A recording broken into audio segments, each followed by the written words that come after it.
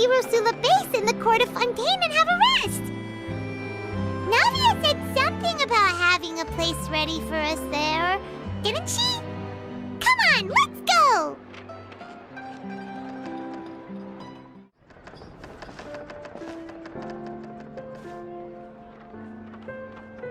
Exactly.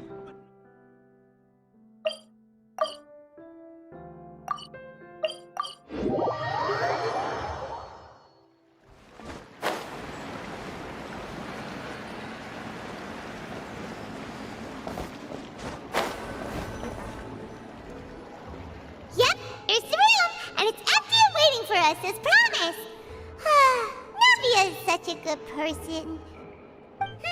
Now that the serial disappearances case has been solved, no one's going to come after us for anything. Even without Silver standing guard, we can just completely relax.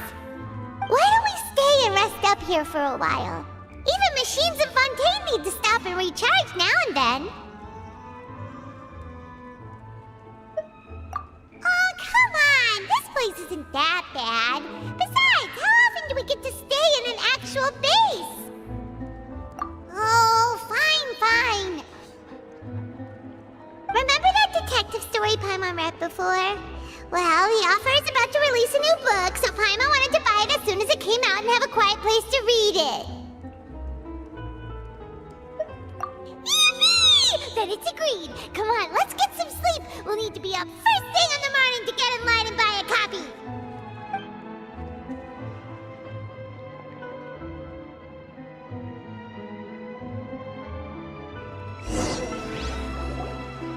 Paimon didn't expect that style at all. Even though it's a detective novel, it's also like a social documentary. Whew. It's actually pretty good. No! Paimon just spends a bit more time sleeping than you, that's all. Excuse me, but do you know if the Traveler and Paimon are lodging here? Huh? Who are you? Paimon doesn't recall seeing you before. Wait, you're not here to give us trouble, are you? A blonde traveler and a chatty little fairy. Whew, looks like I found the place. Good thing I asked the Spina di Rosula. Seems they sent me the right way. Hey, what do you mean by chatty? Paimon's always careful not to talk too much. Most of the time, anyway. It's an honor to meet you both. I was sent from the Palais Mermonia. Monsieur Nourillet wishes to see you. It seems he has something important to discuss in person. Nouvelette? He wants to see us again already? Huh. We talked so much the last time we met. Has something happened since then? I am not privy to the details. It would be best if you came to the Palais Mermonia and asked Monsieur Nourillet in person. If you say so, but Paimon has a bad feeling about this. Now that I've delivered the message, I'll take my leave. Thanks! We haven't left the room for a few days, so we'll head over once we've freshened up a bit.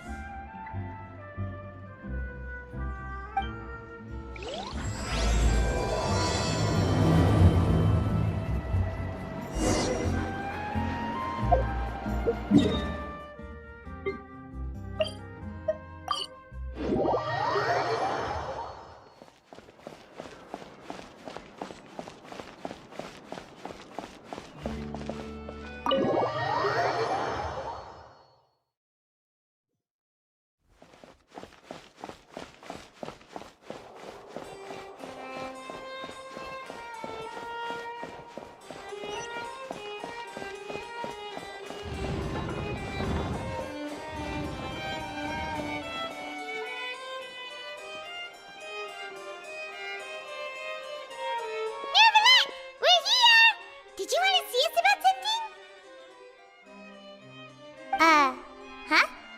Why were you just standing there? You daydreaming or thinking something over? Yes, I did send someone to fetch you. But as for what I'd like to discuss next, well, I still have some reservations.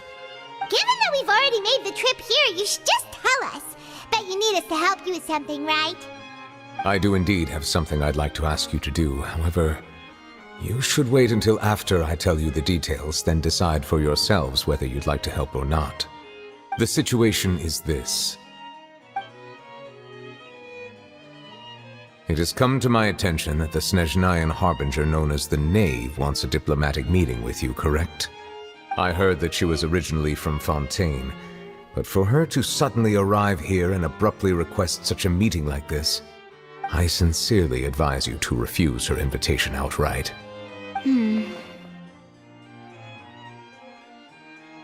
I'm sure you're aware that her purpose is most likely related to Child's recent predicament. We convicted one of the Snezhnayan harbingers in a court of law, but we have yet to provide any form of detailed report on the matter. This does indeed provide an opportunity for Snezhnaya to put pressure on us. I believe we should adopt an evasive stance until we can provide a proper explanation and have a preliminary plan on how to deal with the matter. No, we shouldn't. I think we should agree to the meeting. Oh? Well, you see, we are the ones that owe an explanation. If we keep putting off the meeting, it could easily result in the problem escalating, right? It's like a fight between two friends. If they don't agree to see each other and talk in person, isn't it possible that the friendship could end entirely? Though diplomatic relations between Fontaine and Snezhnaya could be considered as friendly, it is only superficially so. You wouldn't go so far as to say that our nations are friends, as you did in your example. It was just an analogy. An analogy, okay? Moreover, even if we were to talk in person, if we don't have sufficient information prepared, it is quite possible the result wouldn't be restored relations, but a complete falling out. I don't think we should overthink those possibilities yet. Ahem. Even if the logic of the divine is not immediately apparent, its wisdom will only be revealed with time. Besides, you'll be at the meeting. If any problems do pop up, you'll have no problem navigating them. I must clarify that interacting and communicating with people outside of court is not my cup of tea. It seems you think too much of me. But more importantly, when did I agree to join the meeting with you? You mean you won't come? No, that won't do. I can't go to the meeting alone. You have to accompany me. I must take you with me. Lady Farina, could there be something else regarding this matter that is being kept from me? No, not at all. Look, I am the Hydro Archon of Fontaine, Focalor, the god of justice who is loved and adored by many. So I only hope that justice will be served in this matter. Don't overthink it. I'll go find someone to arrange the meeting.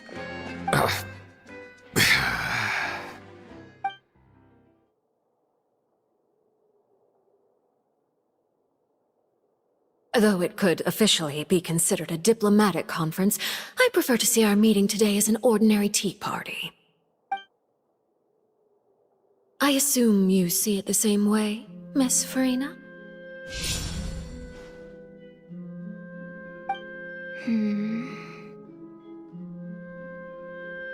Lady Farina?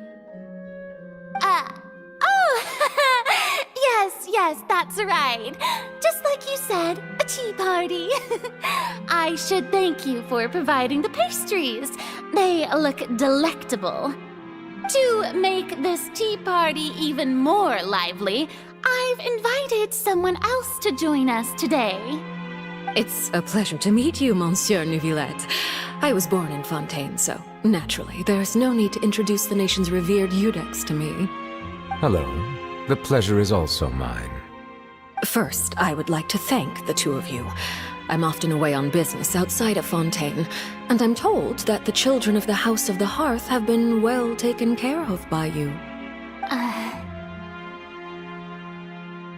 Oh, I'm not referring to when my children, Linny and Lynette, were falsely accused by you. Please don't misunderstand. The children of the House of the Hearth are often misunderstood. Perhaps due to the reputation of the Fatui. There's no getting around that. All I meant to say is that Fontaine has been stable in recent years. The people are well off and the children lead happy, fulfilled lives. That is something truly worth cherishing, and no one wishes to disrupt such peace. Now then, you have come regarding the matter of child, correct? Well, yes. It appears the ever-busy Iudex Nuvilette doesn't wish to waste time with diplomatic pleasantries, and hopes that we can get straight to the point of our talk. Yes, as you surmised, understanding Child's situation is indeed one of the goals of this trip. As we are both diplomats from Snezhnaya as well as Fatui Harbingers, Child and I have always been colleagues. Were anything to happen in Fontaine, each of us would serve as the other's attorney to resolve the issue. So now, in my capacity as his attorney, I request that Child be turned over to Snezhnaya. We have a responsibility to cooperate with Fontaine and resolve what has happened to him together. The rules governing attorneys only apply before a trial has concluded. Since a verdict has already been rendered, we see the case as settled. I apologize for being unable to grant your request. An outright refusal. Very well. I respect all the rules of Fontaine's courts, just as I respect you as Chief Justice. Okay, why don't we back up a step? You don't need to transfer Child to us. I only request to enter the fortress of Meripede to see Child and confirm his condition. It's not like you couldn't even manage to fulfill a simple request like that. Right, Miss Farina? About that. The fortress of Meripede has always been completely autonomous. Even we have no authority to interfere there, and diplomatic issues do not suffice as an excuse. However, if you absolutely must confirm the situation of the Harbinger, I have a proposal.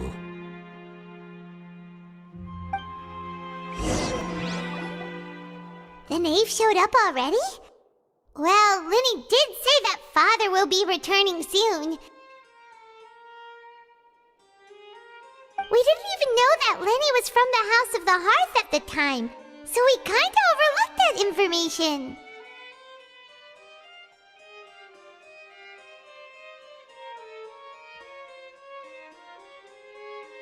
Yes, thank you for your kind advice. I'm well aware of the situation. I also noticed that Lady Farina acts a little odd and unnatural whenever I bring up matters related to the knave.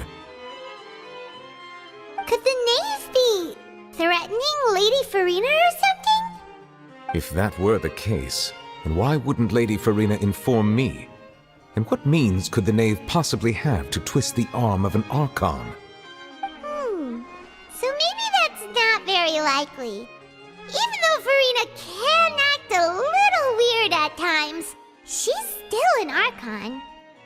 In reality, this problem is even more thorny than it appears. According to reports from the fortress of Meripede, Child recently disappeared under mysterious circumstances. The details are still unclear. We cannot rule out an escape, but there have also been no reports of him outside of the fortress of Meripede. Special guards oversee the fortress, and its internal systems are extensive. Combined with the special characteristics of the surrounding terrain, an escape should not be possible. I suspect that there's something else behind Child's disappearance. I was only willing to share this information with you because you are friends of Child, and it is my duty to see justice done. So this is what you wanted to see us about before. Yes. I would like you to go to the fortress of Meripede and investigate Child's disappearance. This was my proposal during our meeting with the knave. Rather than allowing her to intervene, I offered to send someone to find out about Child's situation and report back to her in detail. The knave did not seem satisfied by my proposal, but she still agreed to go along with it for the time being. Her words were, "We will talk more once we have that report." So that means we bought ourselves some time.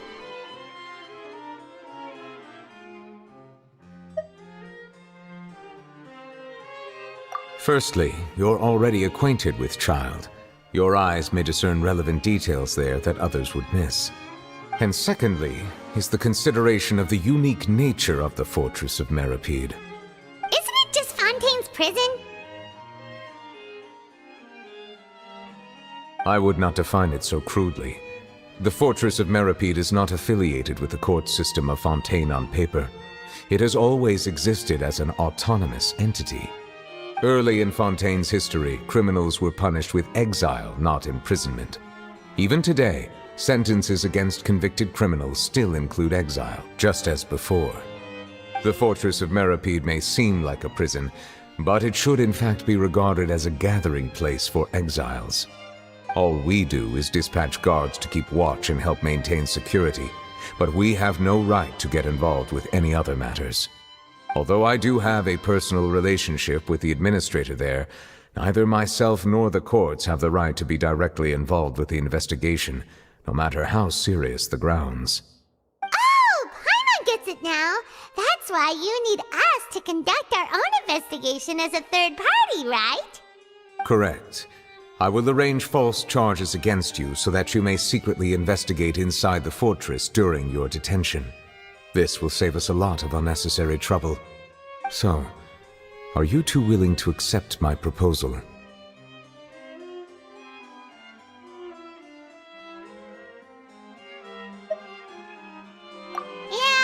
no matter how you look at it, it seems we're the best choice.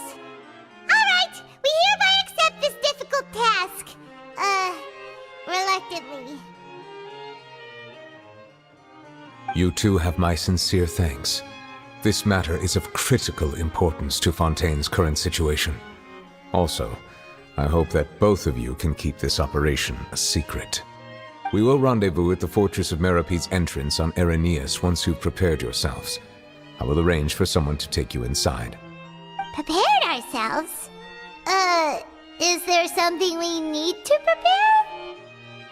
Perhaps you could enjoy a good meal and have a nice bath. I'm afraid that living conditions inside the fortress are nothing like those on the outside world. Oh, right! Even though we'll be there on trumped-up charges, we'll be in prison for real. On second thought, is it too late to back out? Please do not worry. Since you are sacrificing both your time and quality of life for the sake of delivering this report, you will be compensated according to the highest standards permitted to legal staff, regardless of the outcome. Now that's more like it! Come on, traveler, let's go eat the best meal we can find! We'll eat so much that we won't need to eat another meal for a whole month! You're a treat. Are you leaving now? In that case, please take this cake as a token of my personal gratitude.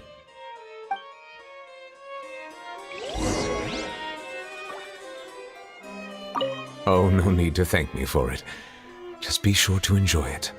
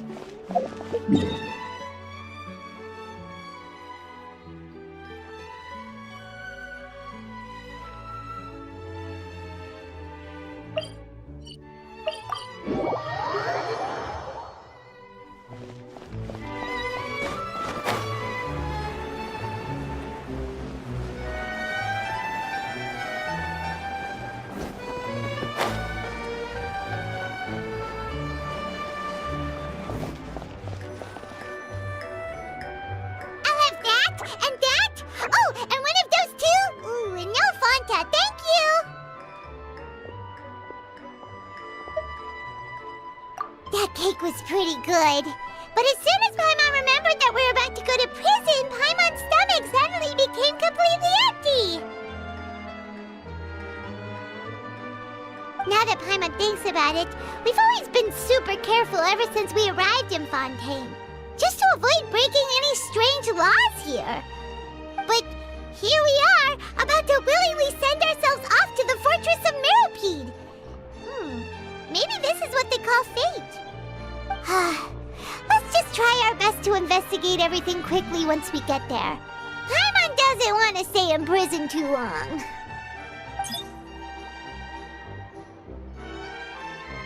Oh, what is that I hear? Is it the taste of a breaking story? Hey! You can't hear a taste! And what are you doing here, Charlotte?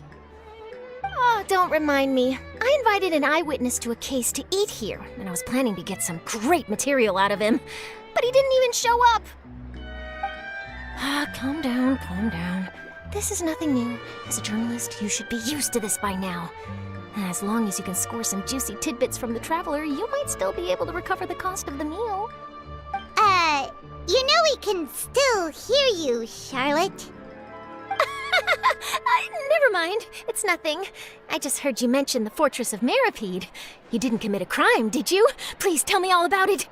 No way! We would never! We're just going there to...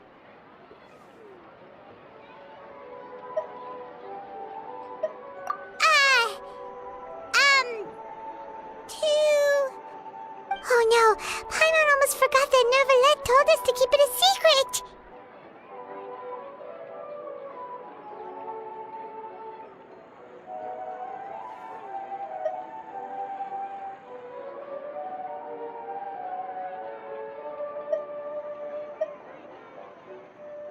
Huh? You're being arrested for that? Oh, but now that I think about it, I suppose that's not completely unreasonable. That's pretty despicable, almost as offensive as committing theft. You mean Paimon really did something that serious?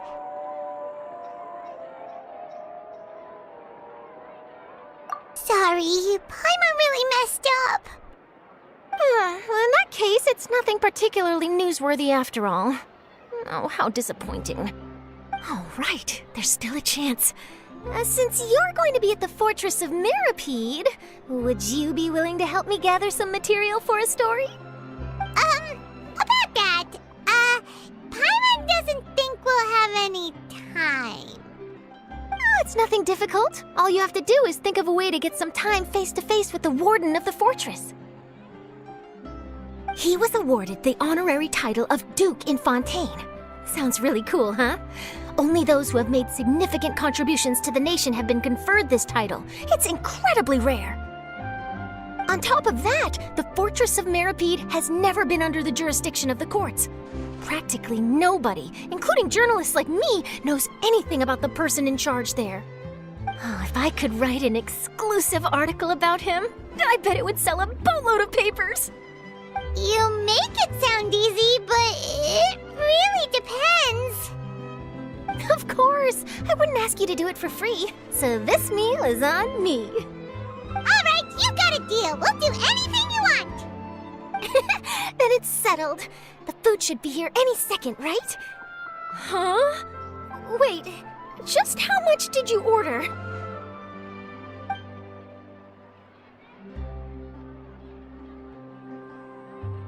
Oh, Paimon's so full. Well, guess we have nothing to regret now, so let's get going. Wait. Paimon just said something really ominous, didn't she? I had no idea you could eat so much. That didn't go according to plan.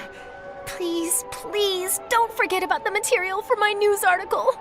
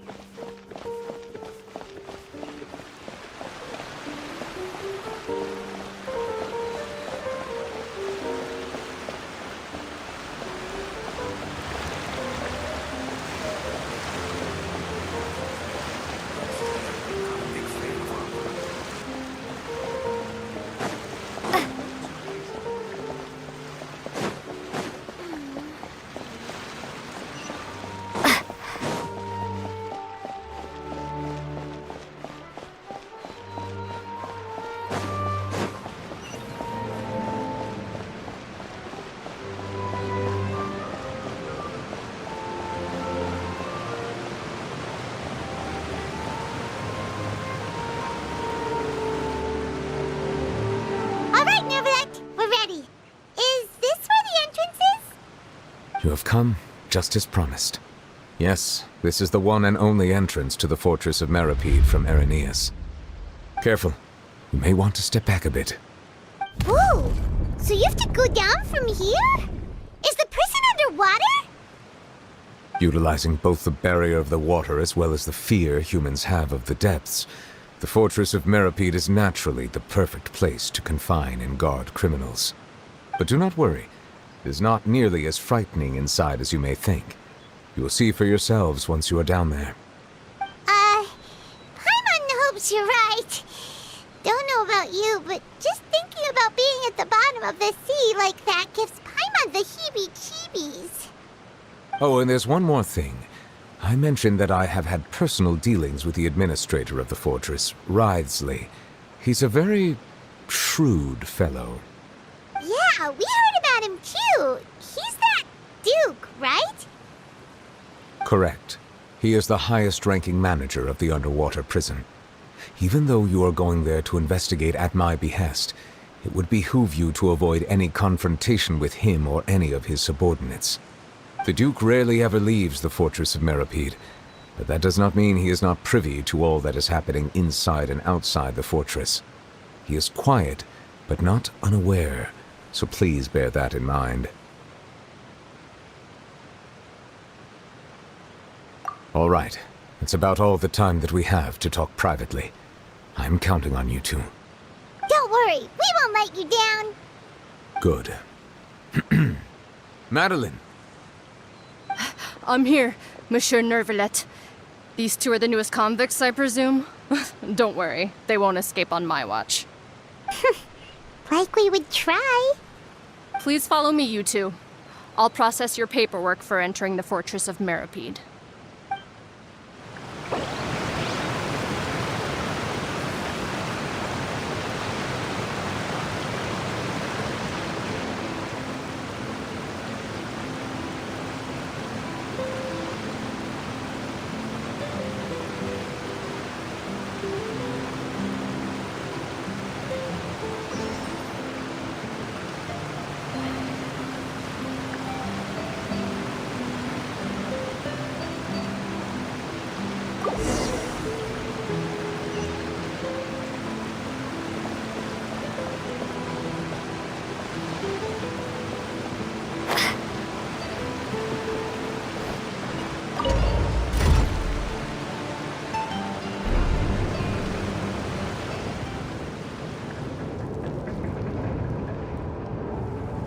Are we already underwater now?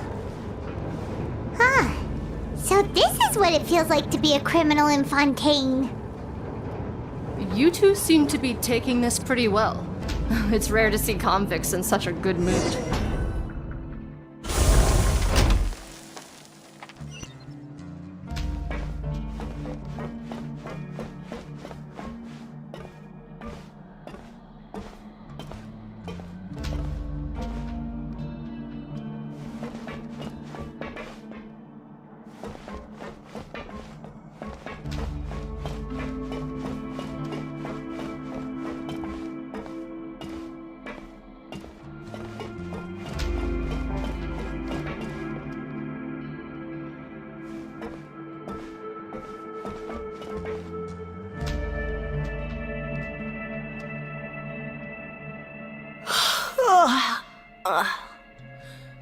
Oh, it's you, Madeline.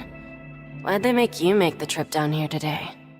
Monsieur Nervalet personally requested I escort these two convicts.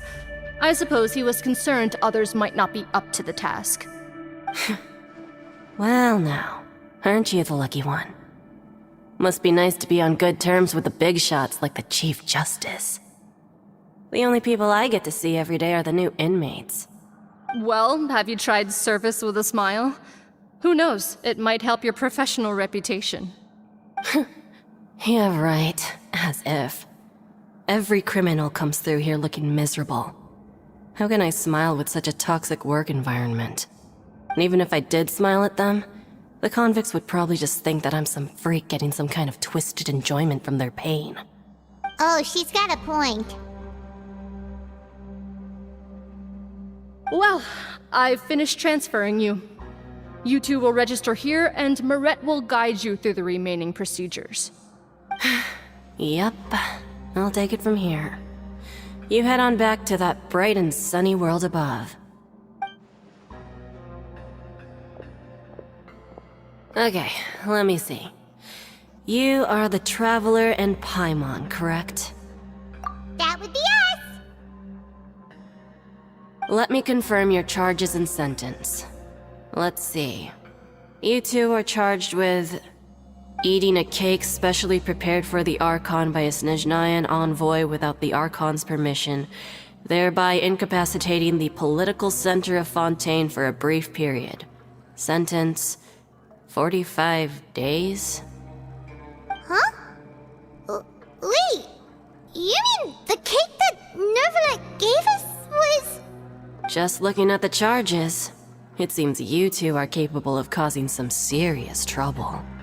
And considering how fond Lady Furina is of sweets, this crime is tantamount to trying to assassinate the Hydro Archon herself. Now I've seen everything. Anyway, we still need to finish processing you before you can enter the Fortress of Meripede. Please stand in front of the board over there. I'll take your mugshots with my camera. Oh, all right. But be sure to catch Paimon's good side.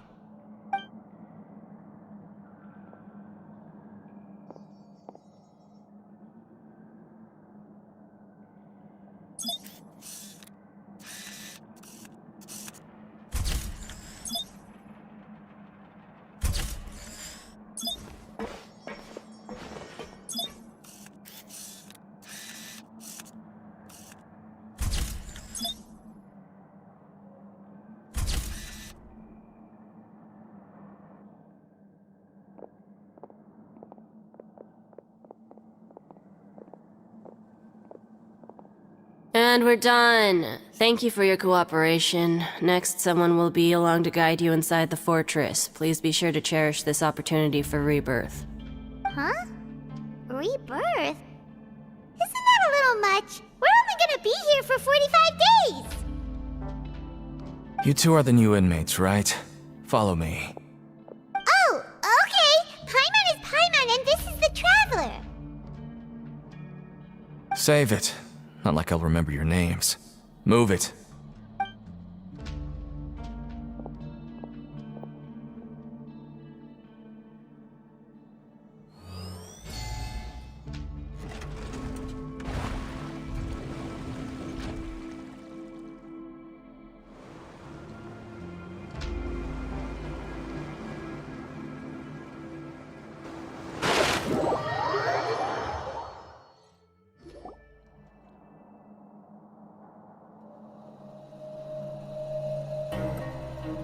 So, are you one of the guards here? Is there anything we should be careful of while we're here?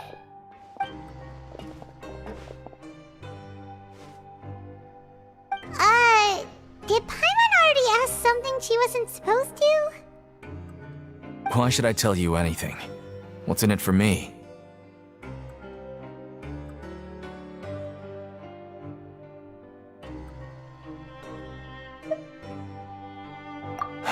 This is exactly why I can't stand you fish. I wouldn't even be doing this if it weren't for the credit coupons. Credit coupons? Alright, seeing as you're not the annoying kind that's getting dragged in here crying and blubbering, I guess I can tell you a few things. But next time, it'll cost you some coupons. Mora means nothing here. Here, we use credit coupons. Coupons can get you almost anything in the Fortress of Meripede. Desires? Fulfilled. You want power? No problem. Coupons can even change fate itself. So, credit coupons are a currency that can only be used here? It's not as simple as that. Like Moret said, everyone gets a chance at rebirth.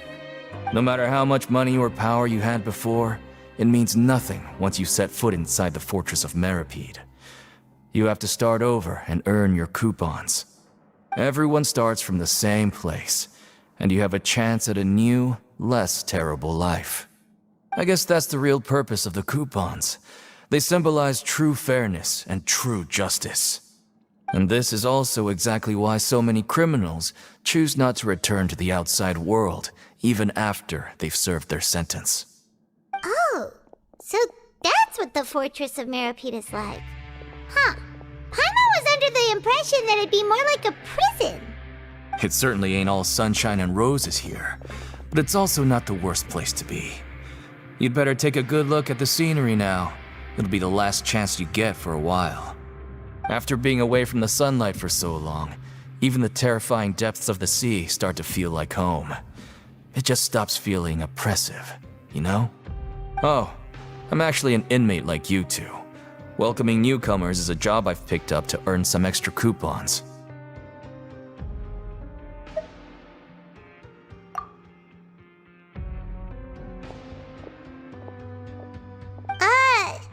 Why aren't you answering us again? I've told you enough for free. Any more info is gonna cost you. So all you care about is Mora! Wait, no. Coupons? Almost there. It's down through here. Your turn to give it a try.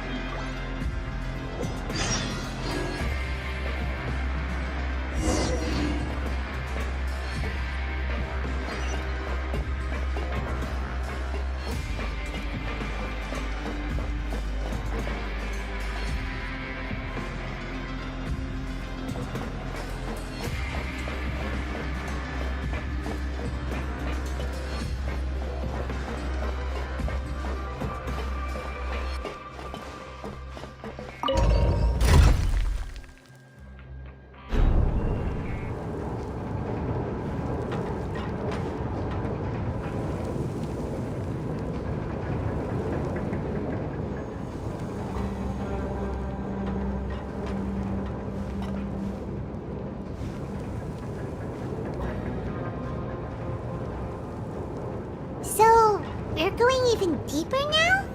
Just how deep down are we? It's like a metaphor for your previous life, isn't it? Our lives weren't that bad.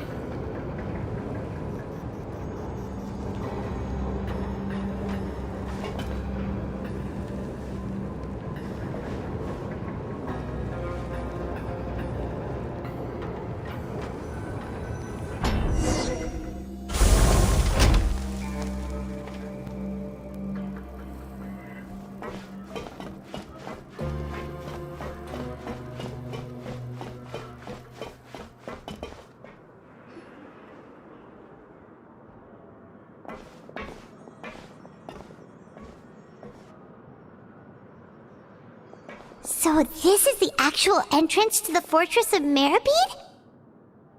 Huh. It looks like there are other new arrivals, too. Oh, they sure don't look happy.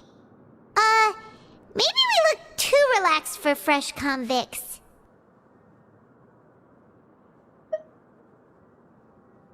Oh, right. We're on someone else's territory now. We need to think of a good way to act like criminals to get by. If we're discovered, even Neuvillette might not be able to rescue us.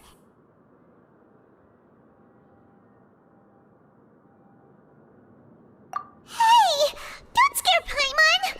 Oh, Paimon's not ready for all this. Look, I don't really know you, and I have no idea what kind of crime you committed, but you wouldn't have happened to anger someone important, did you?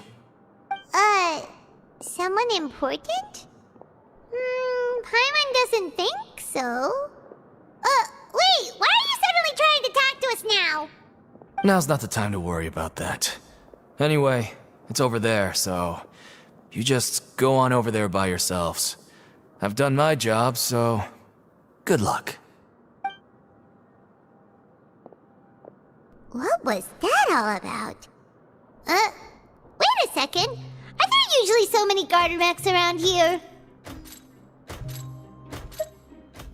They're already onto us?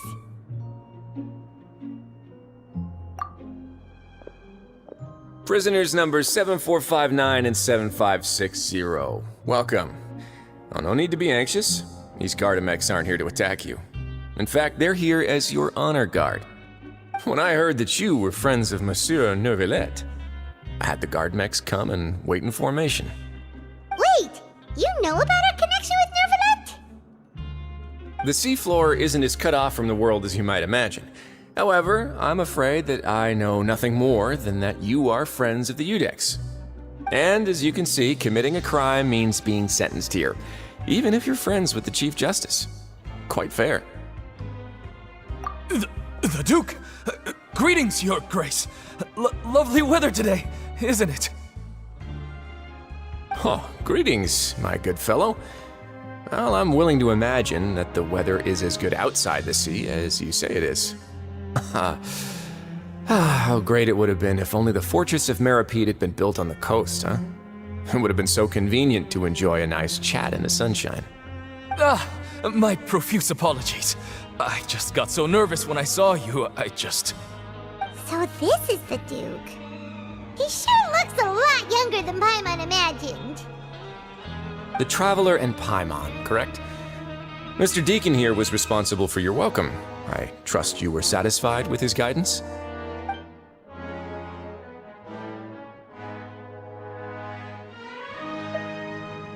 Outstanding! Well, Deacon, I recall we discussed fate during our last work meeting, I believe that fate will reward all those who take every aspect of their work in life seriously. When you return to your bunk, you'll find the guards have issued some extra credit coupons to you. Oh, thank you. Thank you, Your Grace. Oh, and you too. I can't believe you gave me such praise. If you need anything in the future, anything, please, come find me anytime. No credit coupons necessary. Well, I believe that concludes the introductions. We've already taken enough time here. Deacon, if you would. Yes, Your Grace. I'll take my leave now.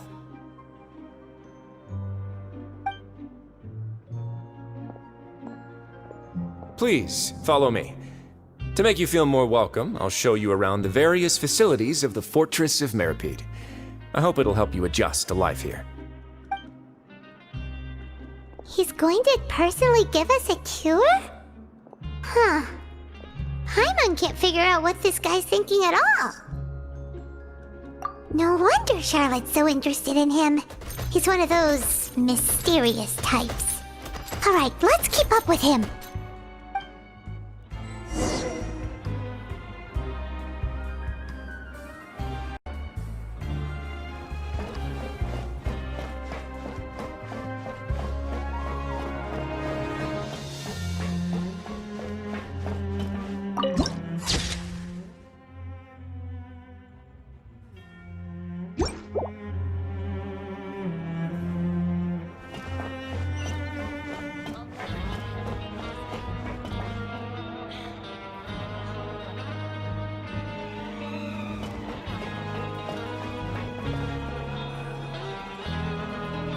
There's no need to be so reserved.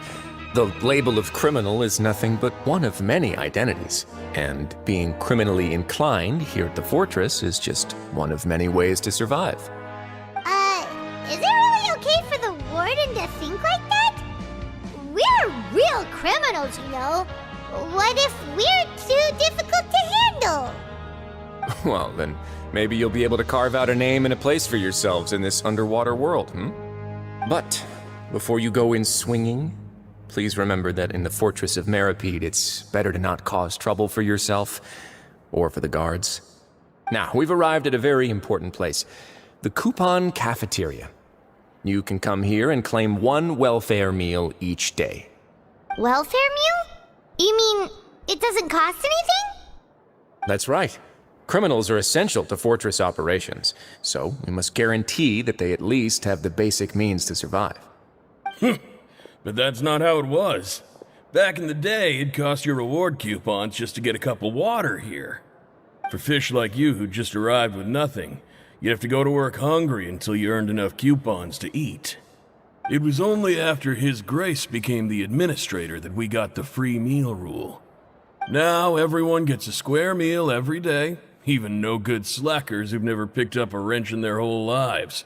Nobody starves to death here.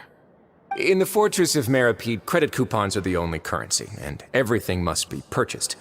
In some sense, you could say using the coupons is a form of trade. But trade is always conducted by people. So if we want trade here to prosper, we need everyone to work hard and live their lives. If nobody could even afford a meal, then the whole fortress would be up in arms. And that would only make things more difficult for me.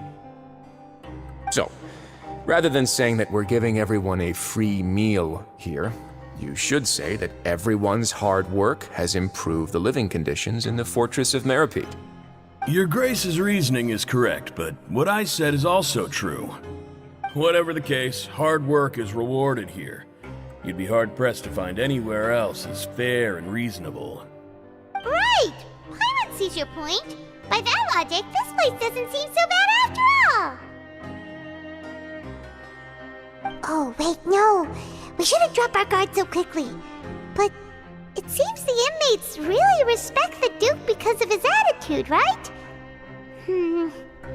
We should still try to verify the truth with our own eyes. Let's continue this way.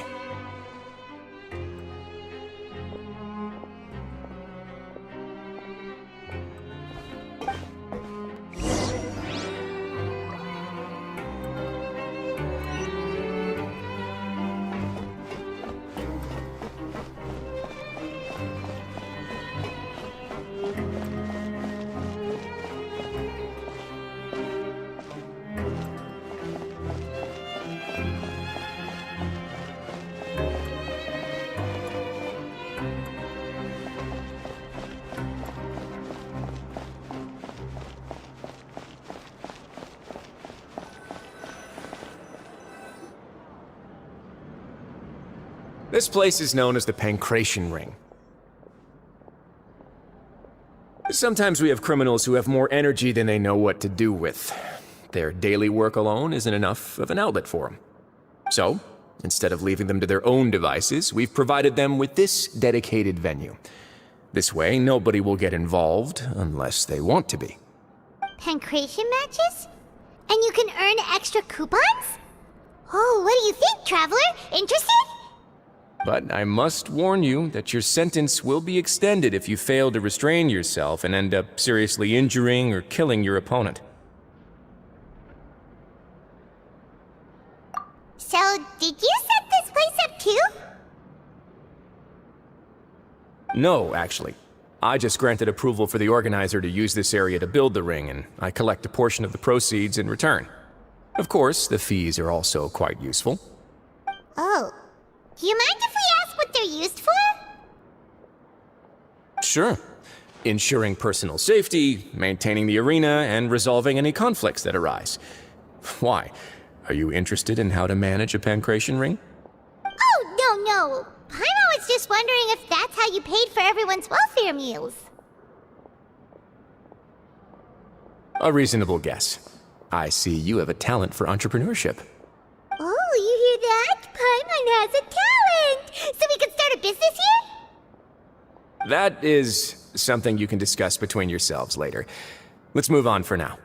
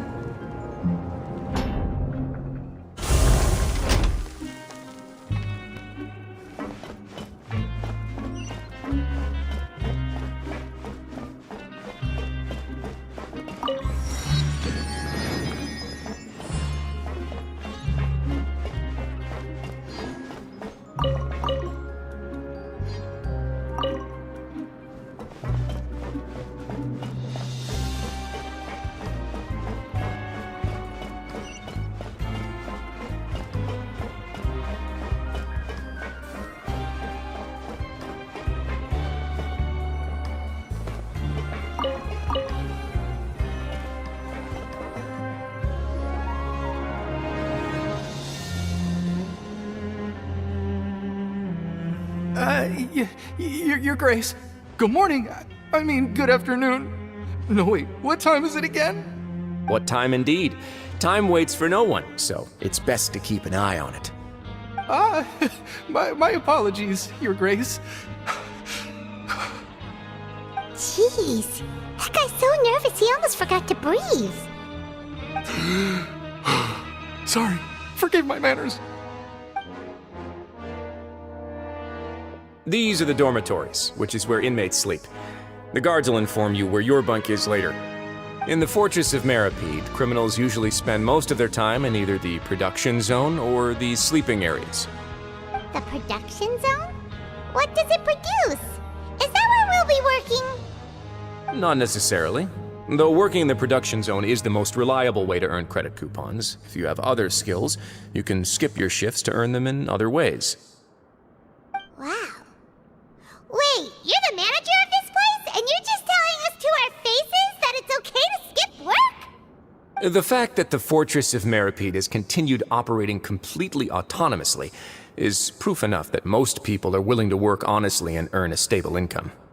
As for what we produce, many of the clockwork machines seen all over Fontaine originate from our workshop. Therefore, the Fortress of Meripede is not only a place where criminals serve their sentences, but also a giant machine factory. There's no need for me to get into specifics about the production process now. You'll experience it all firsthand when you report for work tomorrow. Let's move on. The tour continues over this way.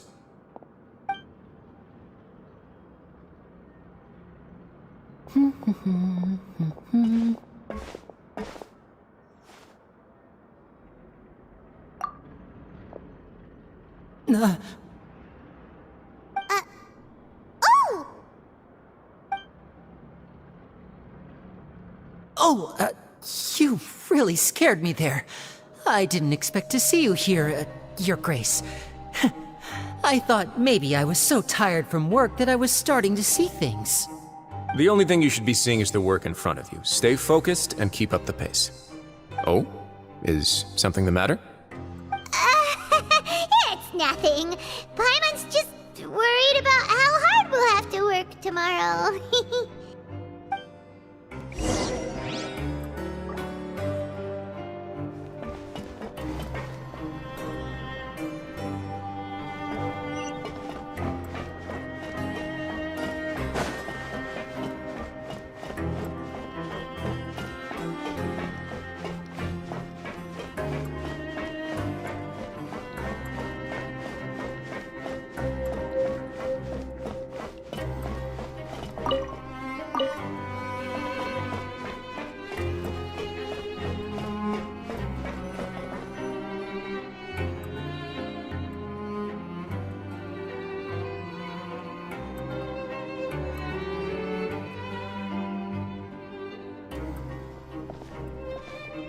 Your Grace? What are you doing in the infirmary at a time like this? Oh no, you didn't injure yourself, did you? Not yet, unfortunately for you. But thank you for your concern, Sigewin. Then you must be here for those two. Allow me to introduce you. This is the infirmary, and Sigewin here is the Fortress of Meripede's head nurse. Hello, new faces. They call me the head nurse, but I actually handle all the nurse-related work all by myself down here. Since you seem to have some rare downtime with no patients, perhaps you could find the time to join us for dinner? Oh, then these two must be some important convicts. Sure, I'll join the welcome party. Thank you. Your presence will be the pièce de résistance for today's tour. Oh, so the tour part is over now? I believe I've already covered the primary aspects of life here in the fortress. As for your work, there'll be someone else to guide you through the details. Is there anything else? I seldom conduct tours, so why don't you just ask if you have any questions? Well, this is our first time here. Paimon's not sure what to ask. Then let's head back to the coupon cafeteria. Maybe a meal will help you think up some questions. You should at least try to be excited. Our free meals are actually pretty good here.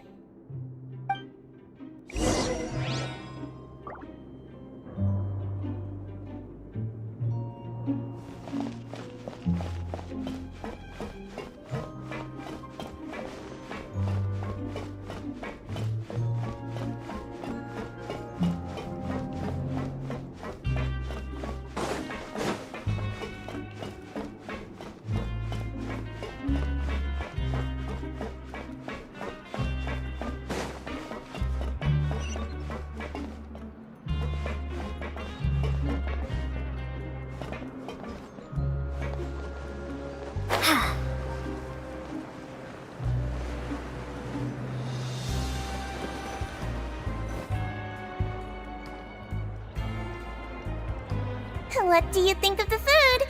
Does it meet your expectations? Wow, it looks delicious! Nicolette made it sound like living conditions in the Fortress of Meripede wasn't very good. Who would have guessed that criminals get to eat tasty food like this every day? Oh, isn't that the meal box that only super lucky people manage to draw?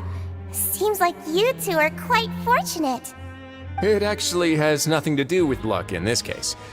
I had a word with Walsey, so you didn't have to draw lots like everyone else. Oh, you mean the meals are random? Yes, what you get to eat depends completely on your luck. You could say that it's a distasteful little game that Chef Walsey likes to play here in the cafeteria. Paimon knew it! If criminals got to eat tasty food like this every meal, the crime rate in Fontaine would skyrocket for sure! Excuse me, did I hear you mention Nervulette just now? I've been wondering how he's doing. Is he busy with work? Has he been taking care of his health? He seems healthy no matter how you look at him, but he works so hard all the time, so it must be really tiring. Sounds like he hasn't changed a bit. Looks like you can stop worrying so much, Sigewinne. Oh, that's good. But I still feel like it's been too long since I've heard any news about him. No news is good news. Maybe next time I've got something to discuss with him, I can invite you to accompany us. But isn't the Fortress of Meripede independent from Fontaine's court system? What do you two have to discuss? Well, we provide all kinds of mechanical products for official use, and some essential goods have to be obtained from the overworld, so we naturally have to stay in touch about this and that. Monsieur Neuvillette's character is unimpeachable. No matter the question, you can discuss it openly and freely with him. Talking with him feels quite effortless. In light of that, I am quite willing to go out of my way to show respect and accommodate him. In fact, right now, I'm treating you two as guests invited by Monsieur Neuvillette. But unfortunately, I can only do so until the end of this meal. After this, you two will just be inmates here.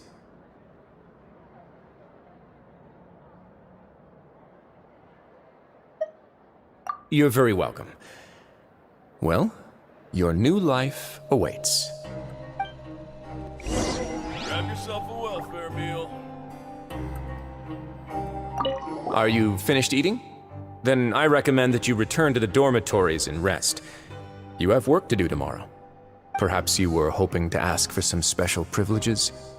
Sorry, you'll have to use credit coupons like everyone else. It's not as comfy here as you might imagine.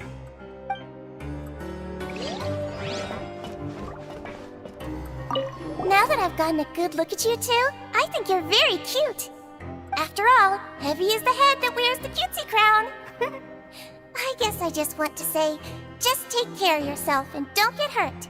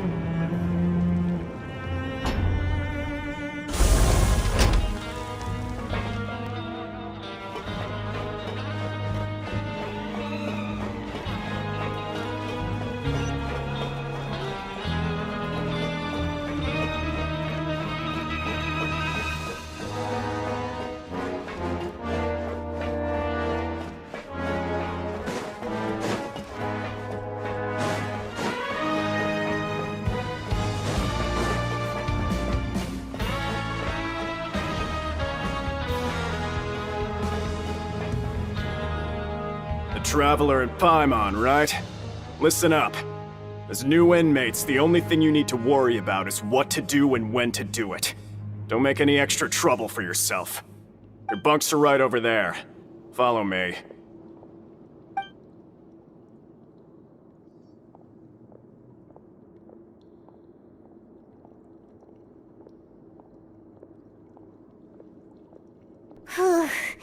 So this is where we'll be sleeping from now on. Oh, Paimon can't believe this! The days of staying home and reading detective stories are like a dream now. By the way, Traveler, we saw a lot of things worth investigating just now. Even though the Duke didn't say it too directly, judging from what he said at the end, it seems that he was only welcoming because we know Neuvillette. We are criminals, and Paimon did eat that cake, but we're actually here to help Neuvillette. Is it possible that he knows we're here on a mission? Or is Paimon overthinking things? Yeah, Paimon thinks so too. He probably knew why we came here from the very beginning and intentionally wanted to send us a message. Maybe something like, "Hey, I have my eyes on you, so don't try anything funny."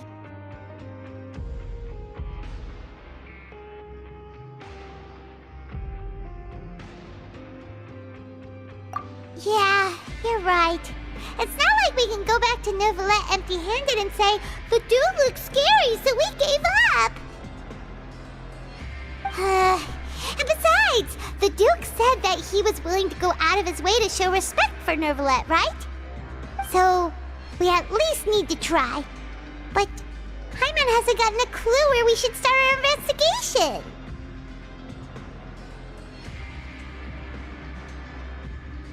You mean... Yeah, that's what Paimon was thinking too! Paimon almost spilled the beans when we ran into him. Fortunately, based on his attitude, it looks like the Duke sees Linny as just another inmate. We worked so hard to help clear Linny and Lynette's names, and yet we turn around and bam! He's in prison anyway! Oh, right! Linny and Lynette are from the House of the Hearth. They work for the Knave, so they could be here to investigate too!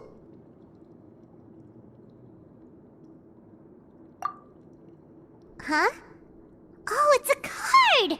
Paimon didn't notice it earlier. It looks like a magician's prop. Lenny must have left it here. He's in prison and still doing his little tricks, huh? Let Paimon have a look. It was nice to bump into you again. Let's catch up in the production zone tomorrow. What in the world? It's written like he's greeting a buddy on the street. Paimon thought he'd write something important. If you say so, we can ask him what's going on tomorrow. Let's get some rest now.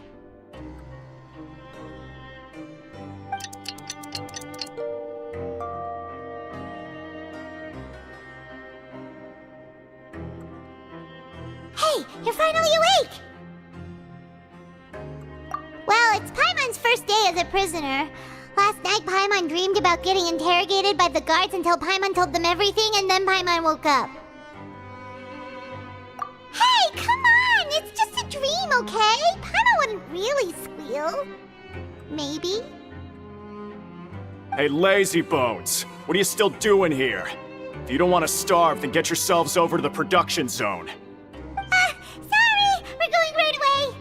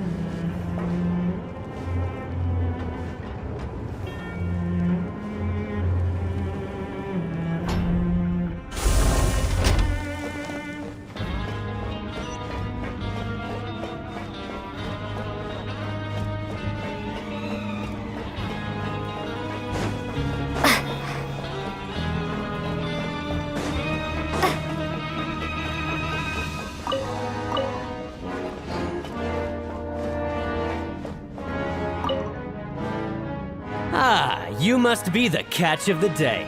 Looks like you've got some luck getting assigned this space. Yep, we just arrived yesterday and... Don't interrupt me when I'm speaking! Yes, sir. Listen carefully to my instructions. I don't want any mishaps. Every machine here is worth more than the both of you. Working around these machines can be very dangerous. Do your job well, and you can eat in the cafeteria after your shift. Get sloppy, and you dine in the infirmary. Anyway, the Fortress of Meropide doesn't want to lose a single one of its machines. And it also doesn't want to waste the production potential of any inmate. You got that? Got it! Your job is to use the machine over there to process widgets. Watch carefully, and make sure you step on the pedal at the right time. If the machine gets jammed, then give it a little maintenance with your fist. Here, take this. Bring me the processed widgets, and I'll give you some credit coupons in exchange.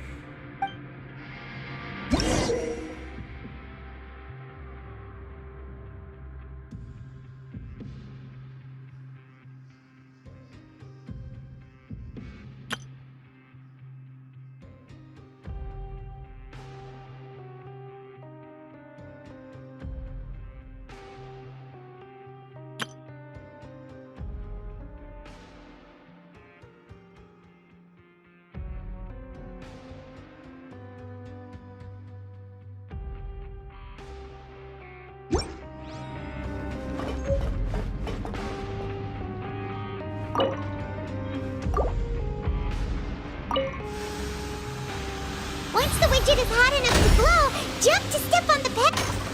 So if the machine gets jammed, you just need to attack it to fix the problem.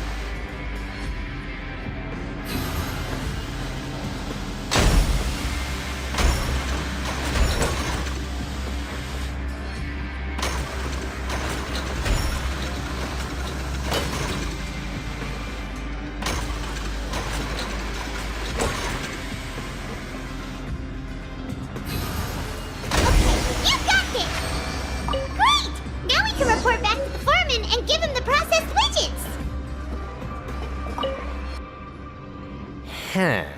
This one is tolerable. Though since the processing is done by machine, the product is all pretty much the same anyway. Alright, I'll pass you for now. And we'll count up how many credit coupons you've earned.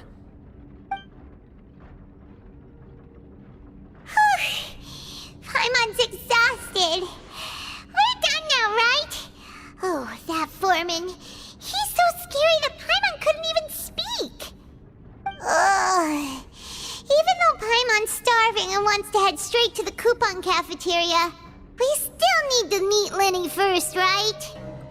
He probably just finished up his work, too. He should be around here somewhere.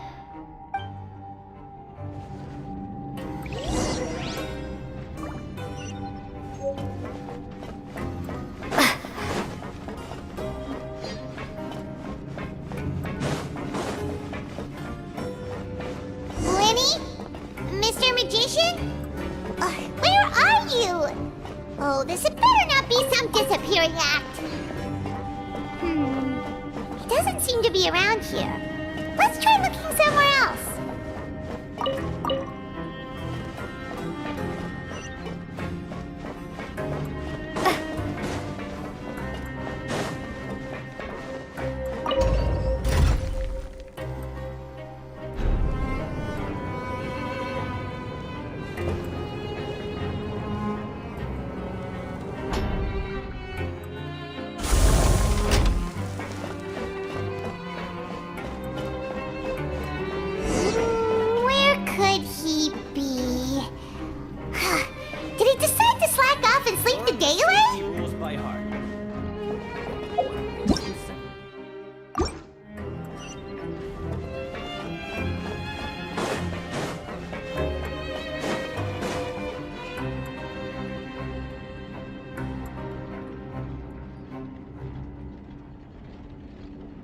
Hey, over here. Oh, you scared Paimon! How did you appear out of nowhere like that? Oh, you scare so easily now? Is there something worrying you these days? You little... The only thing we're worried about was trying to find you. Sorry. Come over here and keep it down.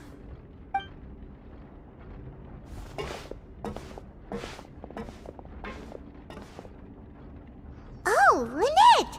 You're here too! You two really are inseparable. That's right. My brother simply can't stand to be away from me. It's not just Lynette. Fremine is also here. Do you still remember him? Oh, you mean that diver from the House of the Hearth, right? Paimon remembers seeing him in the court of Fontaine before. Now hurry up and tell us, how did you end up as criminals this time? We fought so hard at court to prove you were innocent, but now it looks like our incredible court battle was for nothing! Sadly, even the teeniest of things can land you in prison these days. I put together a street performance and used the popularity we gained from the Opera House incident to attract a big crowd. And then? Next, I invited several audience members to participate in the show. And then, with the entire audience watching, their wallet suddenly disappeared. My brother was charged with theft, and I was charged as his accomplice, having assisted him in his crime. It really isn't that bad. The missing wallets are all in the leftmost drawer of the Maison Gardiennage's big filing cabinet. We just need to see how long it takes to discover them. Yep, we should be released then. In terms of the magic trick itself, I think the performance went perfectly. Leave it to Lenny to magic himself into prison.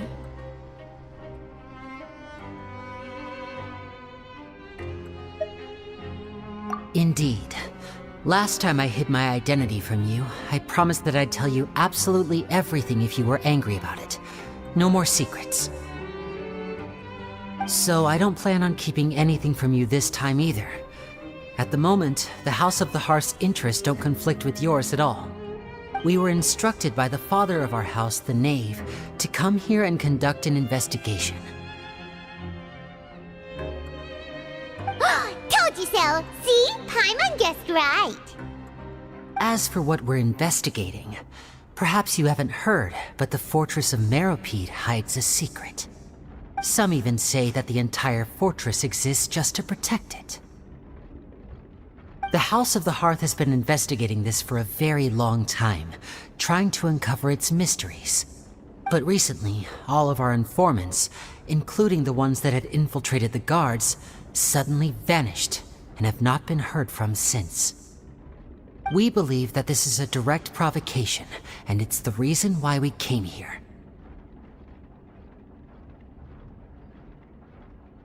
Father has somehow managed to confirm that Focalors does not have Fontaine's gnosis. Huh? How did she manage to learn information that important? Father has her ways. Many of them are beyond our imagination, and we've never had the chance to see her at work. But we trust her conclusions. It was this information that led us to suspect that Fontaine's gnosis might be in the fortress of Meropide and is related to that secret. So it's all about the Gnosis again.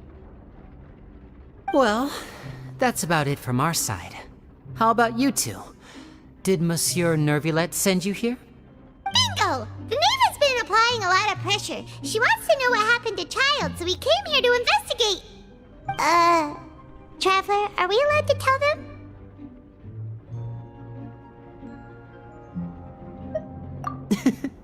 You don't need to worry too much about that. She's just asking for a report on Master Child's predicament as a means of pressuring you. Father used this situation as a pretext to negotiate with two high-ranking officials in the court of Fontaine. She actually just wants to be able to make concessions on this matter for gains elsewhere, almost like a bargaining chip. Sometimes you need an excuse to do things you otherwise couldn't. And a harbinger is more valuable than you might imagine. Of course, it's not a complete farce. If we do manage to find out what happened to Master Child too, then diplomatic relations with Fontaine could improve, and Snezhnaya might even be able to adjust its stance a bit. Is it just Paimon, or does it feel like we're the only ones who actually care about Child's situation? The relationship between the Harbingers must be as bad as ever. I wouldn't go that far. Father just has different standards than we do when it comes to what can be sacrificed for an advantage. By the way, I have a suggestion. Why don't we team up? Even though we have different objectives, we're both here to investigate the fortress of Meripede. It would be more efficient for us to work together. As you know, the House of the Hearth has many reasons to seek the Gnosis, but our highest priority remains resolving the prophesized crisis. You can trust us on that.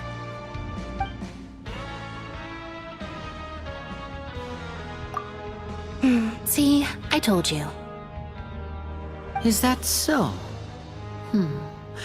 Sure enough, it won't be easy to convince them to cooperate with us. Lenny seems to be thinking pretty hard about something. Of course he is. Lenny has been looking forward to a chance to reach an understanding with you ever since last we met. Or, I should say, we were really looking forward to teaming up with you this time. Lynette, just tell them everything, why don't you? It's okay to open up a little.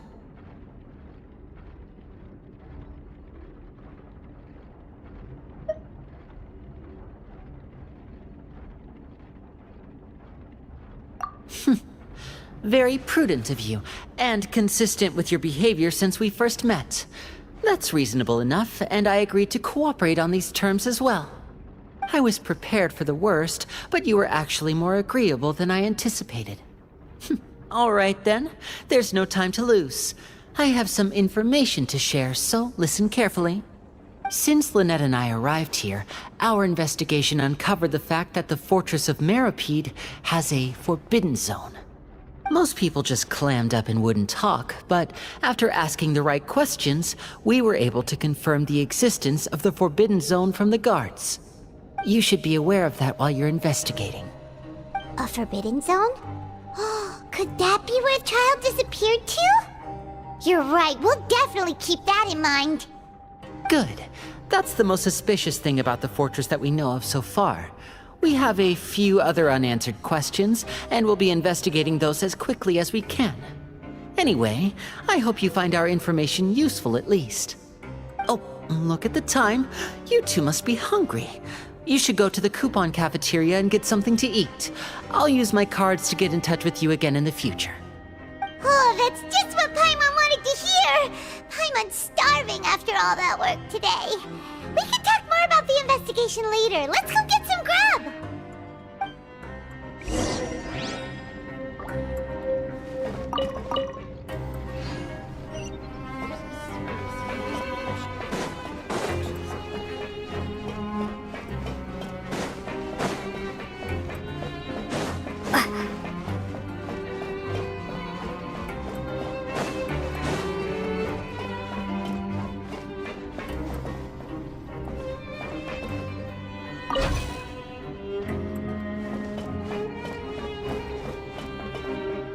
Learn the safety rules by heart.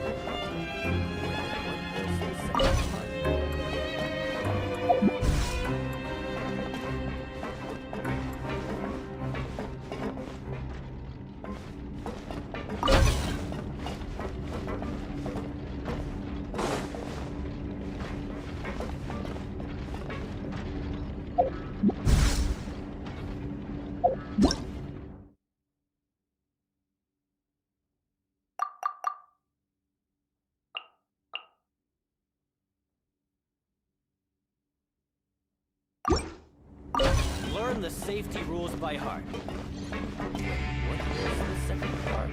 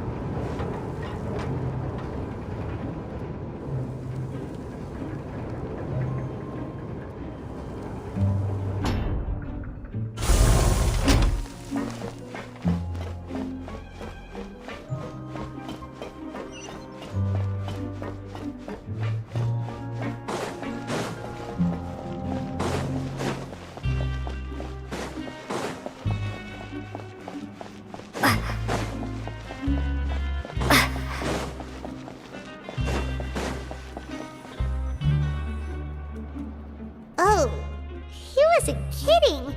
Today's meal is nowhere near as good as last time. Oh, who knows how long it'll be until we're lucky enough to get that super tasty meal again.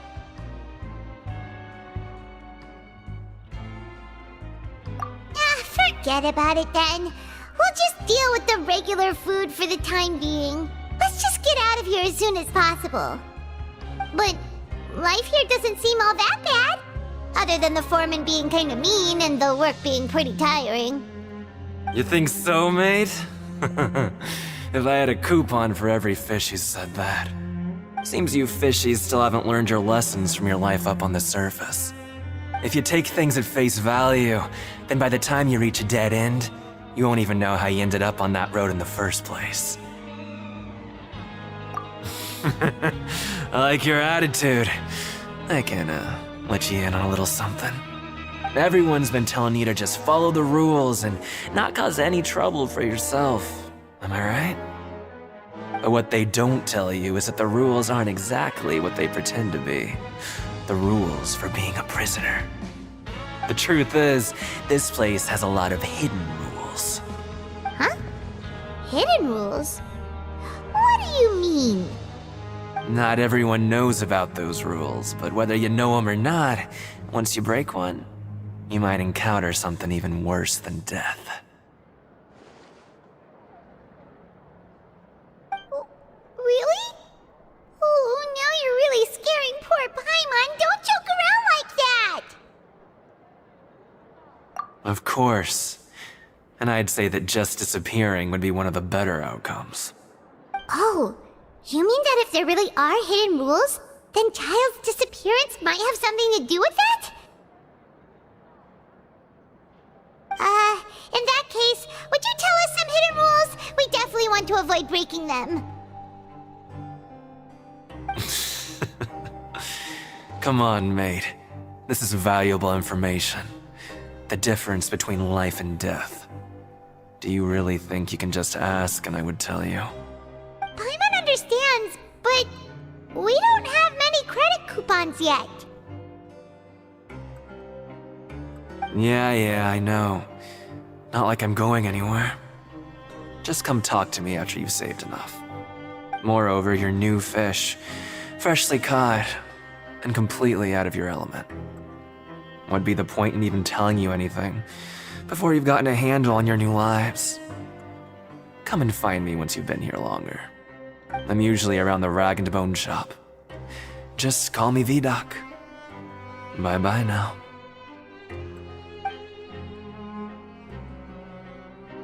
He left. Just like that. Huh. Do you think he's just trying to scare us into buying fake information from him? Yeah. It might be a good place to start in our investigation. Hidden rules, huh? But, like he said, we don't have any coupons and we're still not familiar with this place. Oh, there's nothing we can do about it now. We were so busy talking, we almost forgot to eat. Even if it's not the best, it's probably better while it's warm. Come on, dig in before it gets cold.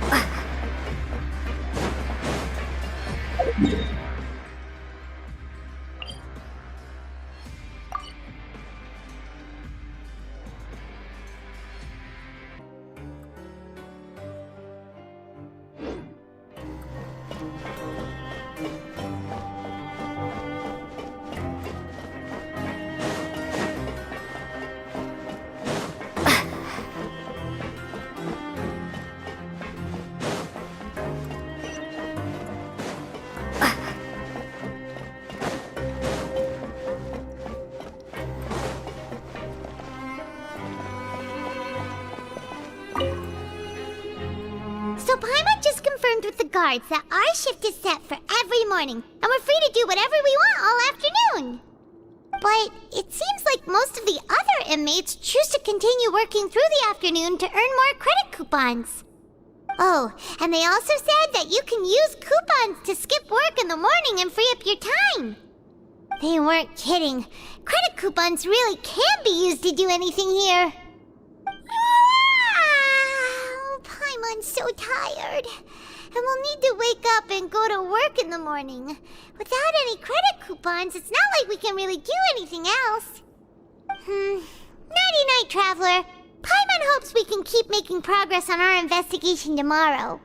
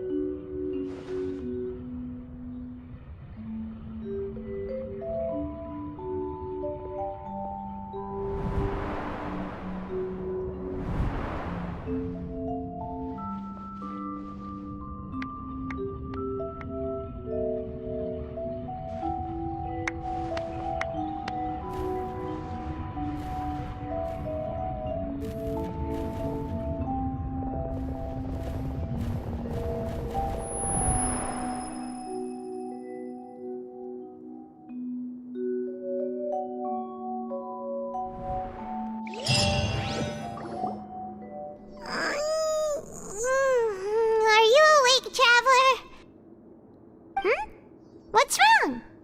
You seem to have something on your mind. Did you dream about something last night? Is that even possible? Unless it wasn't an ordinary dream? Oh, Child's vision! So you had it with you this whole time? Maybe the vision connected Child's consciousness to yours.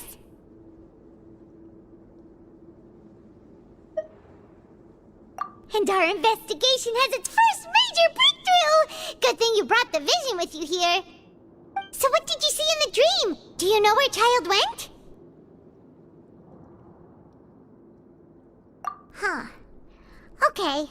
Well, hopefully it'll be a bit more helpful in the future. What's more important now is that it's the start of another new day as prisoners. Let's do our best to earn more credit coupons.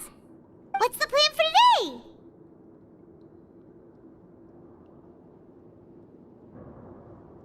Let's go! It's time to start working. If that guard Fielding catches us skulking about, he's sure to give us an earful.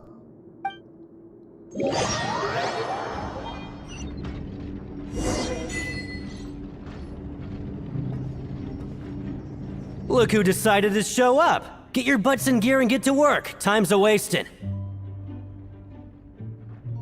Good, here you go.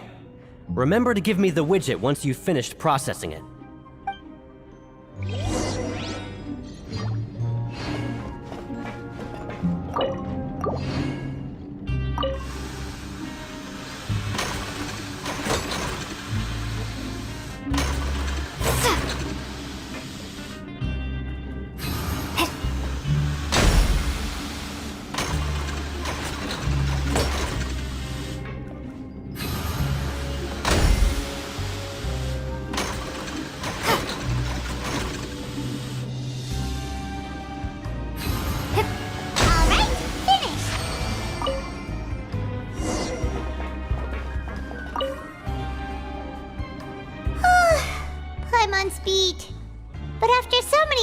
It seems we're really getting the hang of it now. Hey there, fellow shift mates. I saw you finished your work, so I thought I'd come over and say hi. Oh, hey there! We've seen you before. Your assigned workspace is really close, isn't it? That's right. The name's Rowan. This past few days, I couldn't help but notice the new faces working nearby. I guess we were destined to meet. I've been working here for almost 15 years. Even the foreman, Grainville, always calls me Chief. Whoa, you've been working here a long time, Chief.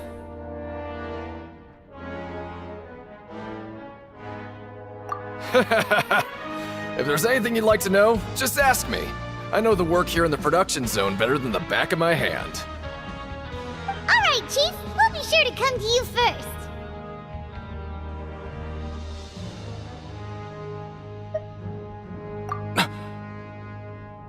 Did you just ask about the rules? Pretty sharp for newcomers. You've already heard about the rules, huh? Who'd you hear it from?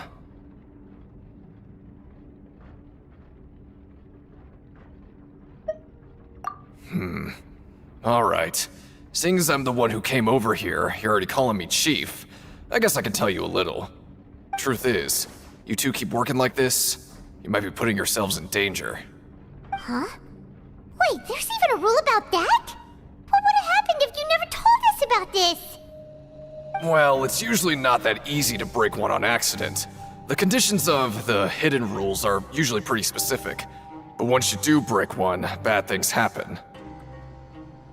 If you work continuously in the production zone for 3 days, and if all you do besides eating and sleeping is just work, then something bad will happen during lunch on the 3rd day.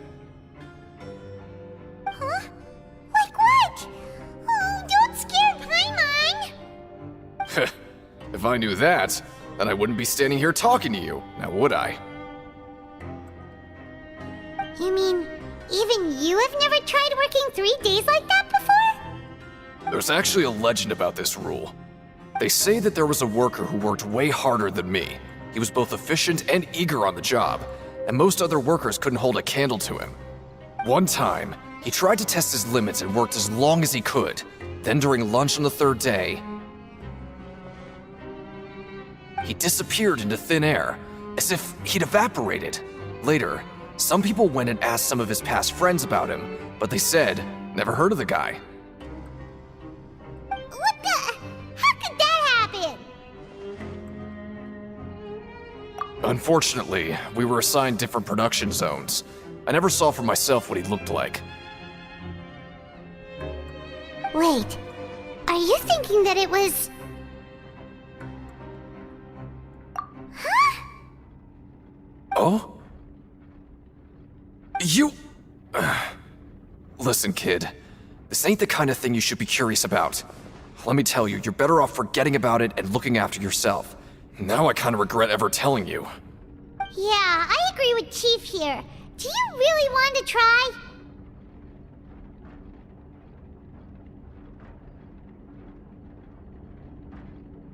Alright, if you insist.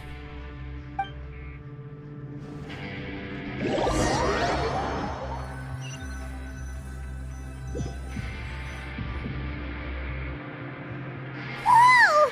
Isn't this the super lucky meal? Looks like hard work really does get rewarded. Paimon's gonna take her time and savor every bite. What would you like to do this afternoon?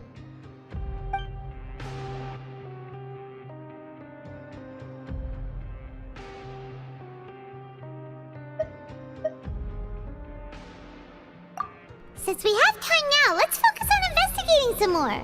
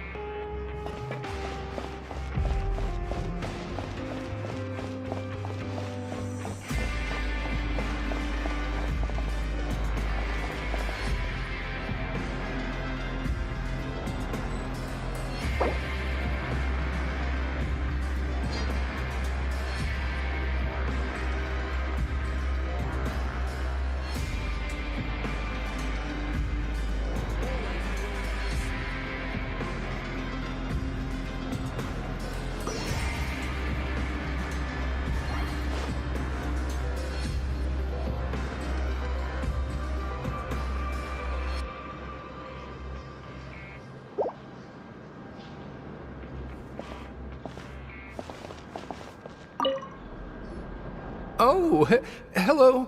you two are the ones who were with His Grace. No need to be so nervous.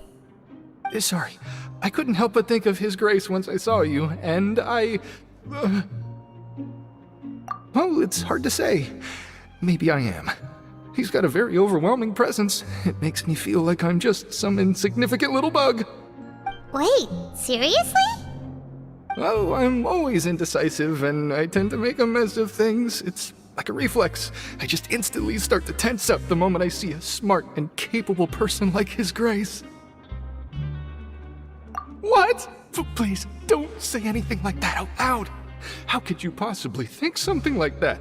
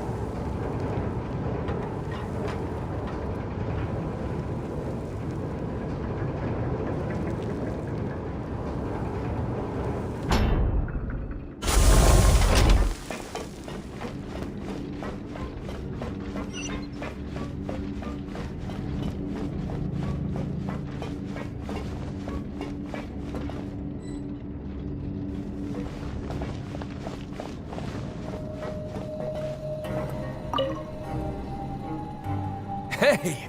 It's the Traveler and Paimon! No need to tease me, okay? I won't trip on the same step twice. Listen, I feel ashamed about last time. Thank you for praising me in front of His Grace. Here are the extra credit coupons he gave me. I'd like you to have them. Huh? No, we couldn't take them. They're your reward after all. But when I was welcoming you, I didn't do anything but give you the stink eye. Come on, I insist. These coupons are nothing compared to getting the attention of His Grace. I won't take no for an answer.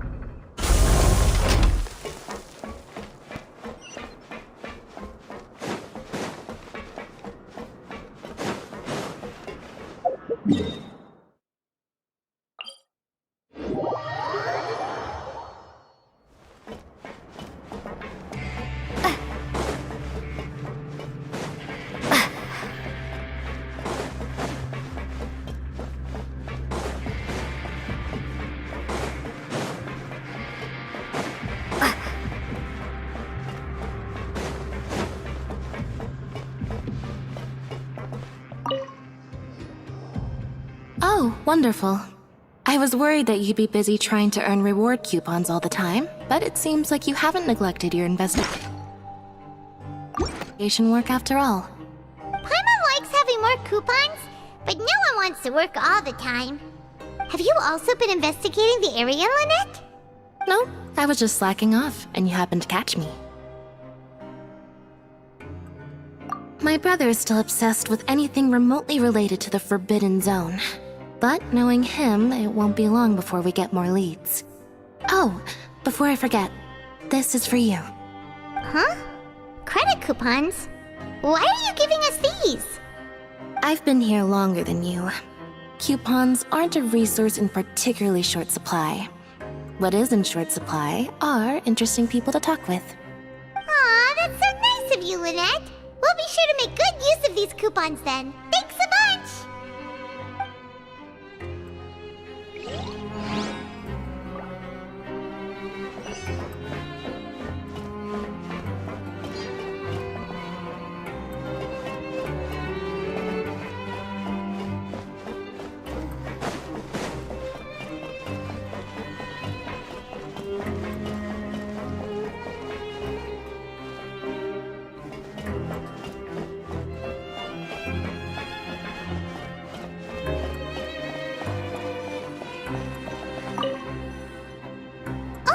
You want to stop investigating and go rest?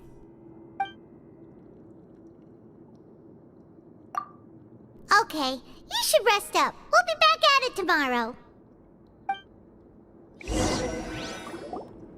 We woke up so early today that Paimon's been nodding off all afternoon.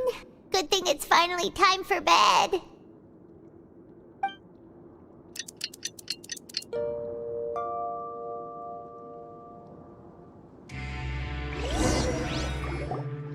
Oh, Paimon doesn't want to get up. Paimon still feels completely exhausted from yesterday. What do you have planned for us?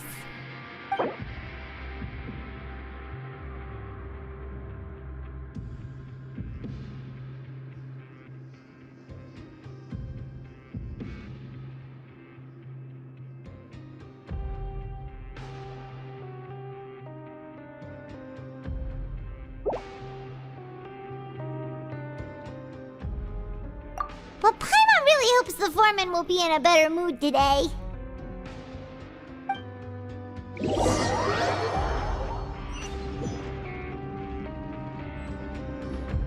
Look who decided to show up! Get your butts in gear and get to work. Time's a-wasting.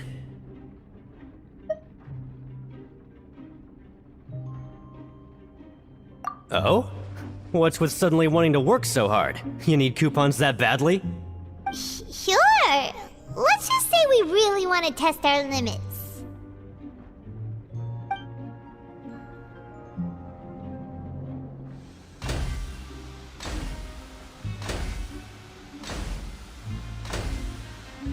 Nice! We did well today. Let's keep it up!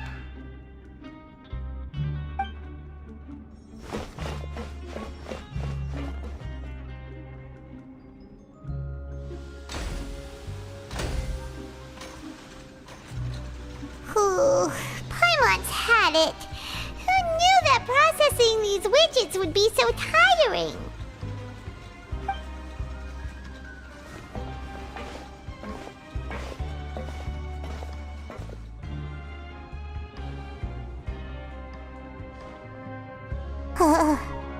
That's it.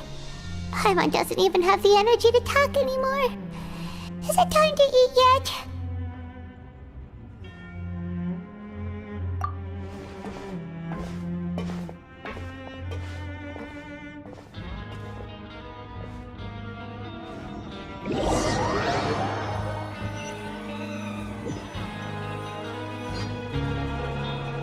Oh, Paimon's exhausted.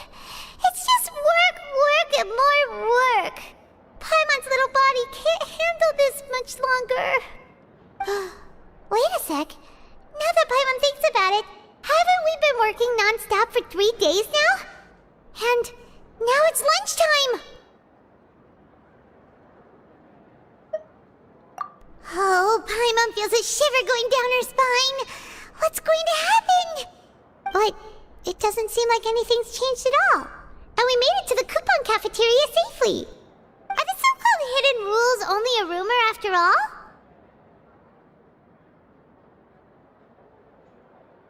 Well, there's no use to just guessing all day. Paimon's stomach has been grumbling the whole time. Let's just eat already! Paimon wonders what we'll get today! Maybe we'll get the super lucky meal! Wait! What? What in the world is this? What's with Paimon's food? And yours is the same! Is this stuff meat? But it looks and feels so bizarre! What kind of chef would make food like this? What do you think is going on? Is this the bad thing that Rowan was talking about? No, stop right there. Paimon gets what you mean, just don't say it. Hey, isn't that Woolsey over there? He must have made the food, right? So let's just ask him about the food and be done with it. Hey, Woolsey, have a moment? What is it? I'm about to go report the numbers for today's free meal, so you'd better make it quick. It's about the meat in our meals. Look, does it seem normal to you? The meat? Oh, that. Looks perfectly fine to me. Totally normal. You better hurry up and chow down. How could this be fun? Hey, don't leave! You barely even looked at it! Hey! What should we do now? Woolsey wouldn't even give us the time of day. Is he trying to hide something?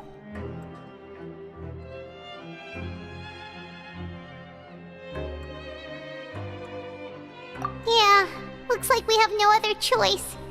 Paimon was positively famished a minute ago, but now she's lost her appetite.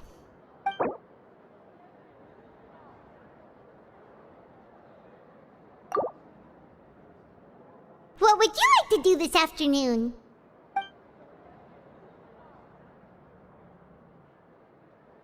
Yeah, Paimon felt like some of the people here were a little strange the moment she saw them.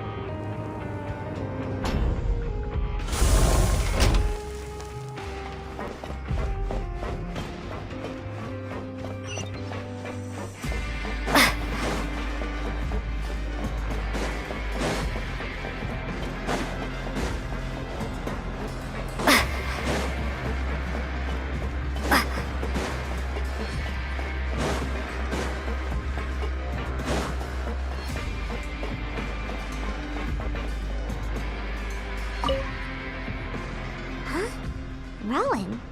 What are you doing here, Chief? I was injured a bit just now. Nothing major, I think I just pulled something. Little mishaps like this are unavoidable at work, you know? Huh. Paimon wouldn't have thought someone as experienced as the Chief would still get hurt on the job.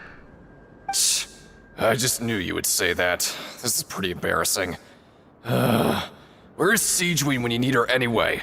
The one time I need to make a quick trip to the infirmary. Oh, you mean she wasn't in the infirmary? Yeah. The rumors say that there's never anybody in the infirmary in the half hour before lunch, and nobody knows where Siegeween gets off to.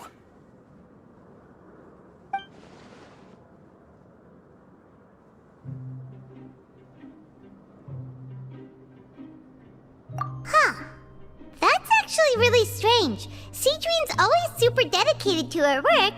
Where else would she possibly go? Forget it. I can take care of a small sprain like this on my own anyway. No need to trouble her.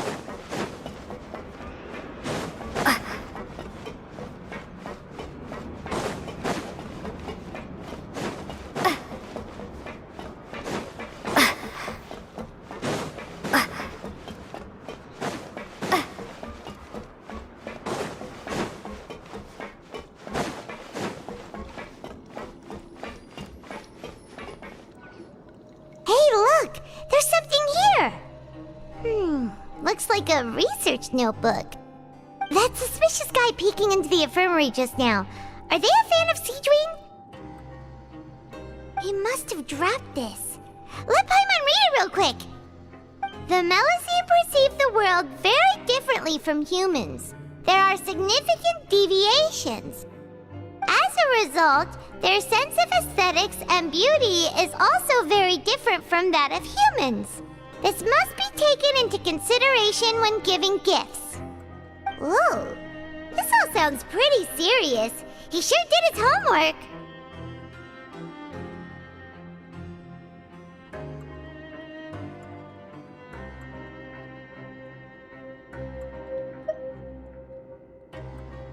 And as for the notebook, let's take it.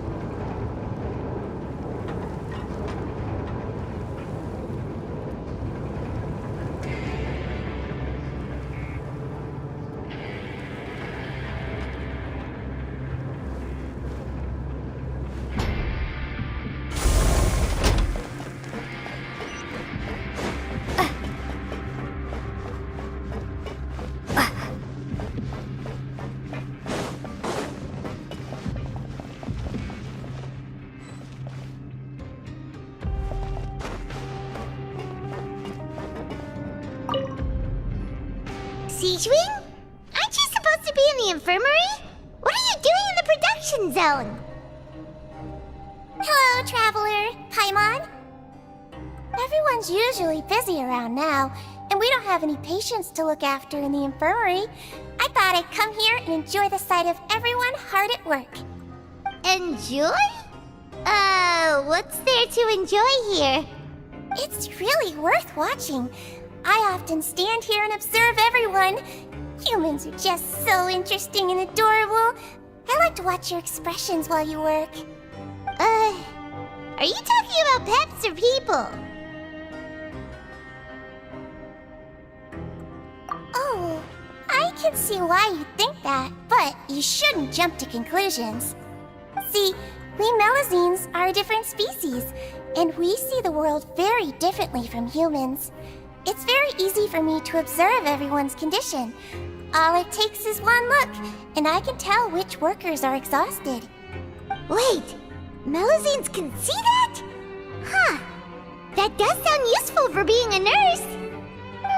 Yes, running around tending to everyone's health is very fulfilling. But I'd much prefer it if you're all happy and free from exhaustion and pain in the first place. Take care of your body and make sure you eat well. Always rest when you're tired from work and don't push yourself too hard. We'll definitely take care of ourselves. Thanks for the reminder.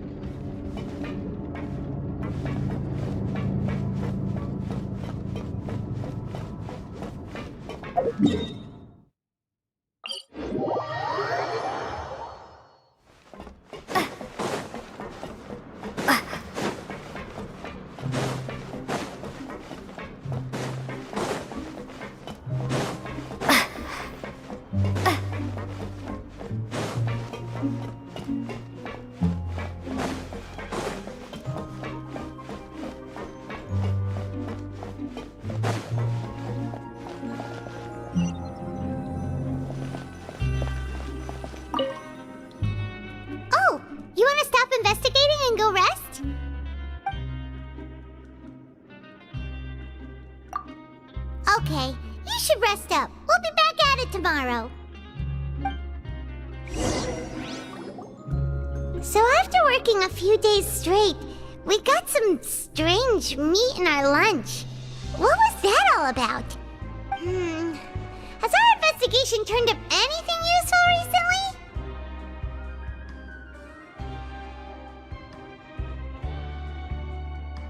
Really? Then it looks like that part of the investigation has hit a dead end. Well, we'll keep searching for more clues tomorrow. Good night, Traveler.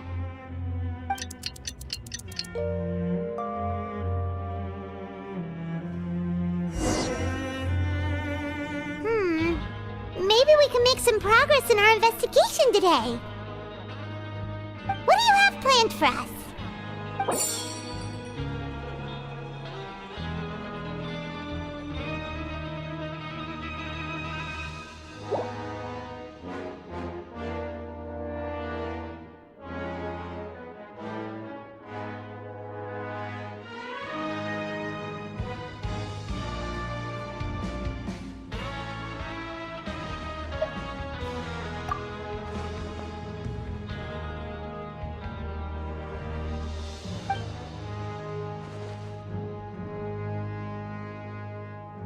After working here so long, we're really starting to get the hang of it. But doing the same thing all the time can get old pretty quickly. How are you holding up?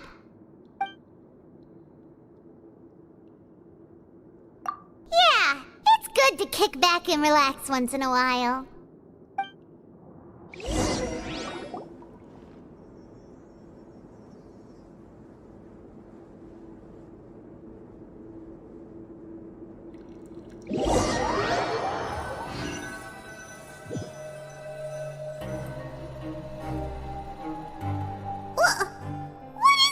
garbage. Ooh, it looks disgusting. Oh, Paimon misses your cooking now. What would you like to do this afternoon? Knowing child, he must have been there all the time.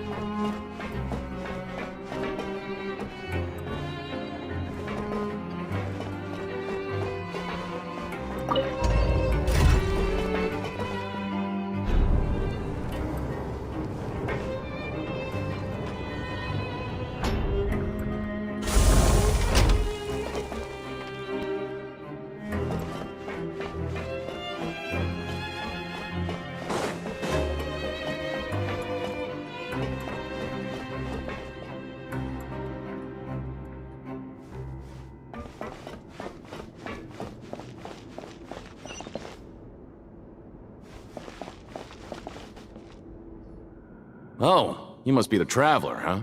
Sorry, mate, but competitors as strong as you are prohibited from participating. I don't make the rules, mind you, but I was given very specific instructions. Even convicts value their lives, don't they? I hope you can understand.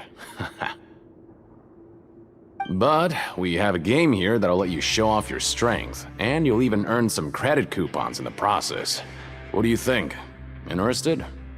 And if we lose the game, will it cost us credit coupons? Of course. That's the cruel reality facing every competitor in a place like the Pancration Ring. Okay, great. Let me walk you through the rules.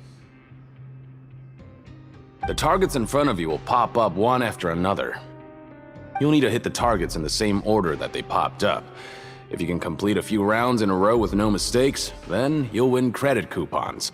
But the second you mess up the order, you'll lose. Game over. The game costs 300 credit coupons to have it go. So, you up for it?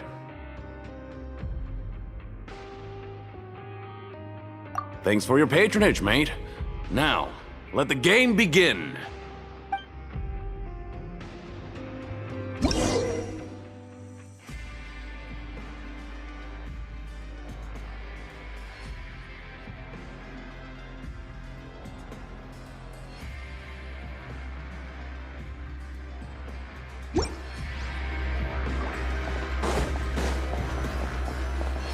Okay, do your best to hit the targets, just like Colin said!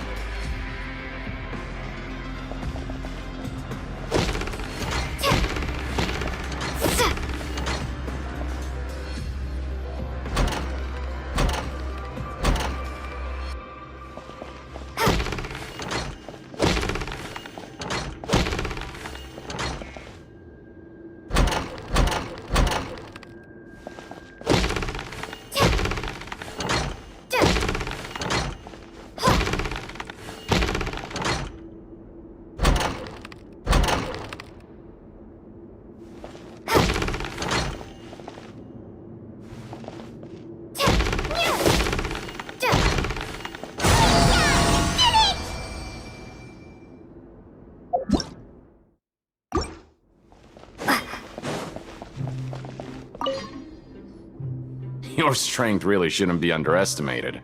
Now I get why you're prohibited from participating in any official fights. Nobody who values their life would be willing to get in the ring with you. However, you two haven't tried betting on the outcome of a Pancration match yet, have ya? Just go talk to Rusimov. Buy a ticket for whichever fighter you think will win. There's a big payout if the fighter you support comes out on top. But we don't know anything about the fighters. How can we possibly know who to support? That's normal. Just watch a few matches and get a feel for the fighters. It won't be long before you can pick winners in your sleep. He's got a point. a try. If we have enough coupons, we could probably bet at random until we figure everything out. Bet at random, huh? Well, how should I put it? It's not like you can't do that, but I'd advise you to give it some more thought first. Huh? We shouldn't get too carried away. What's the problem? What? I never even picked a boxer before, and you already know about the rules? You're not just strong fighters. Seems you're pretty perceptive, too. Might as well tell you about it, since you already know that much. Plus, I think you've got the potential to be one of my greatest customers. I think I can let you in a bit. Besides, I don't want to risk ever losing a customer like you. Is it that serious? Okay. The hidden rule here is, if you buy both boxers' tickets and support them both, something bad will happen the next morning. So the rule is that we shouldn't pick both boxers in the same fight. But if anyone actually did that, wouldn't they be guaranteed to lose coupons? Who would do that anyway? And what do you mean by something bad will happen?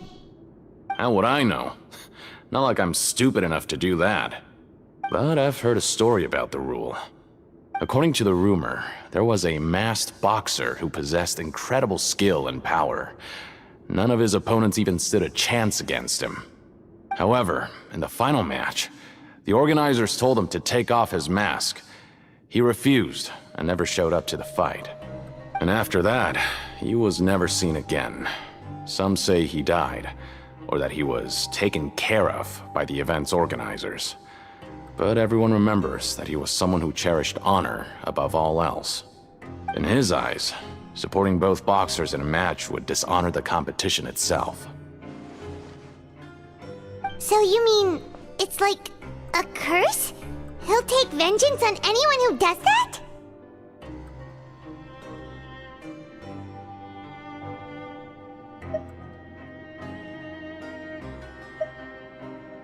No, he was always wearing a mask, like he was intentionally trying to hide his identity.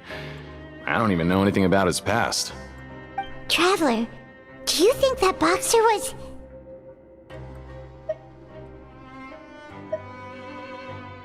Huh? We will? You're not serious, are you? Look, here I was just trying to be nice and warn you, yet here you are trying to break it on purpose? Yeah, it sounds pretty scary to Paimon.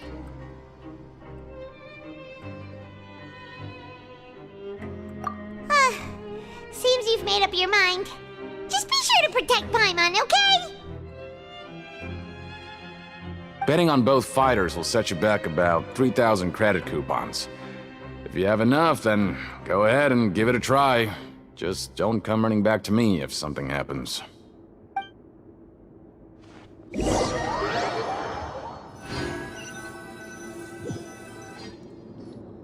Seems we had a productive day. Hope we can make even more progress tomorrow.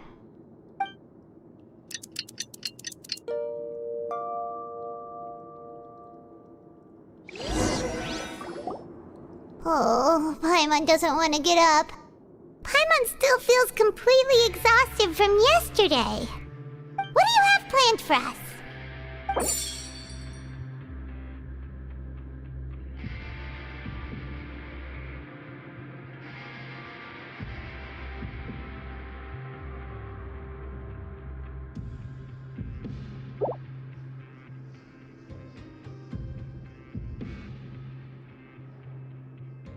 After working here so long, we're really starting to get the hang of it.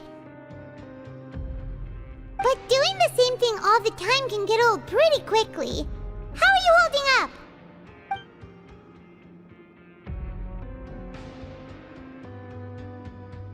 Yeah, it's good to kick back and relax once in a while.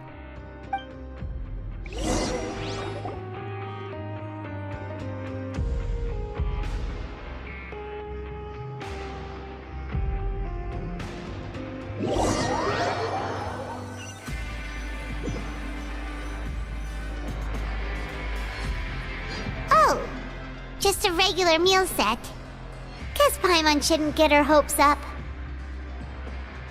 What would you like to do this afternoon? Sure! If we're not going to work, then let's kill some time at the Pancration Ring.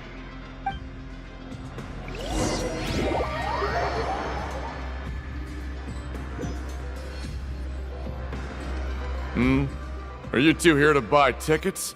Better be quick about it. Another match is about to start. Who are the boxers in the next round?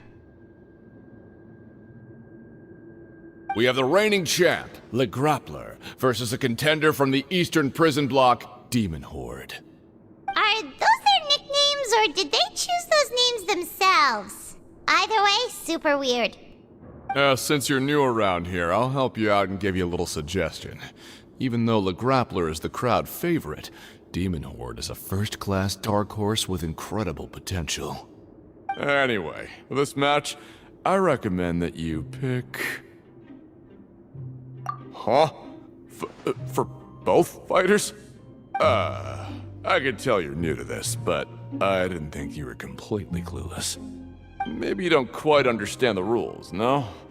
Let me try to explain again for you more clearly. You see... Oh, no need. We're aware that we're going to lose coupons. Alright then, if you're absolutely sure.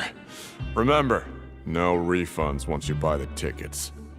Yeah, we got it! Just shut up and take our coupons!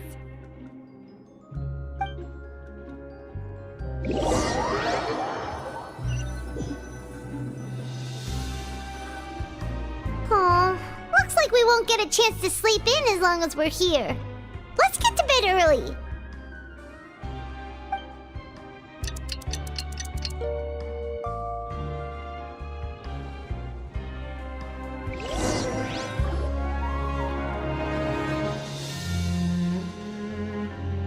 Hey, Traveler! Paimon! Package here for you. The next time you buy something, go pick it up yourself. I'm not a delivery man, you know. Huh? A package? For us? Did you buy something, Traveler? Paimon's not quite awake yet, so why don't you go take a look?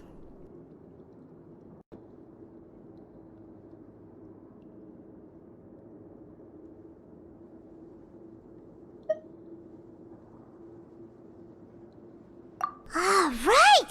Yesterday we broke the hidden rule and bought tickets for both boxers. Oh, maybe this package is the bad thing that Colin said would happen. Paimon suddenly feels wide awake. Wait, maybe let Paimon go hide somewhere first. Just call Paimon after you opened it. Hey, wait! Paimon's still here! Don't open it! Ah!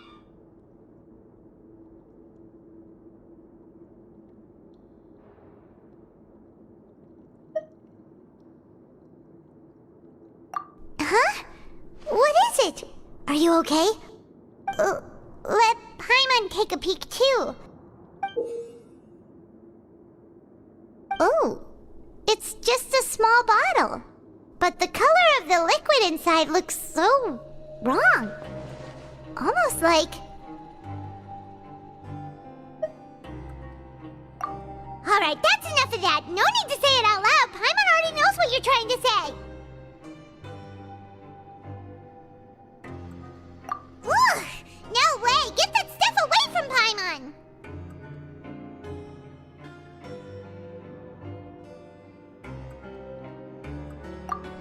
Paimon thinks we shouldn't open the bottle until we figured out what's going on. Just trust Paimon on this one, okay?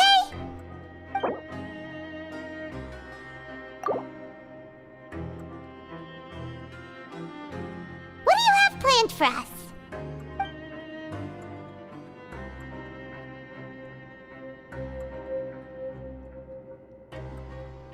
Though it feels nice to slack off a little, less work means less coupons.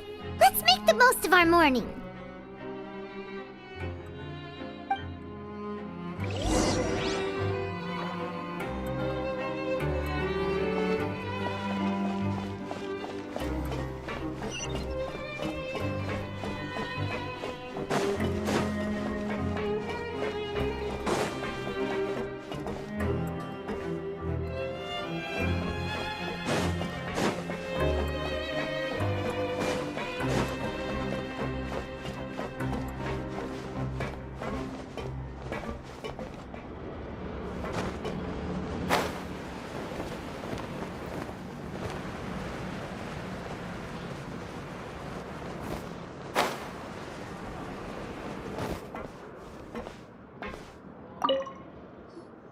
If there's no way to send it all out, then maybe I'll never get a chance to leave.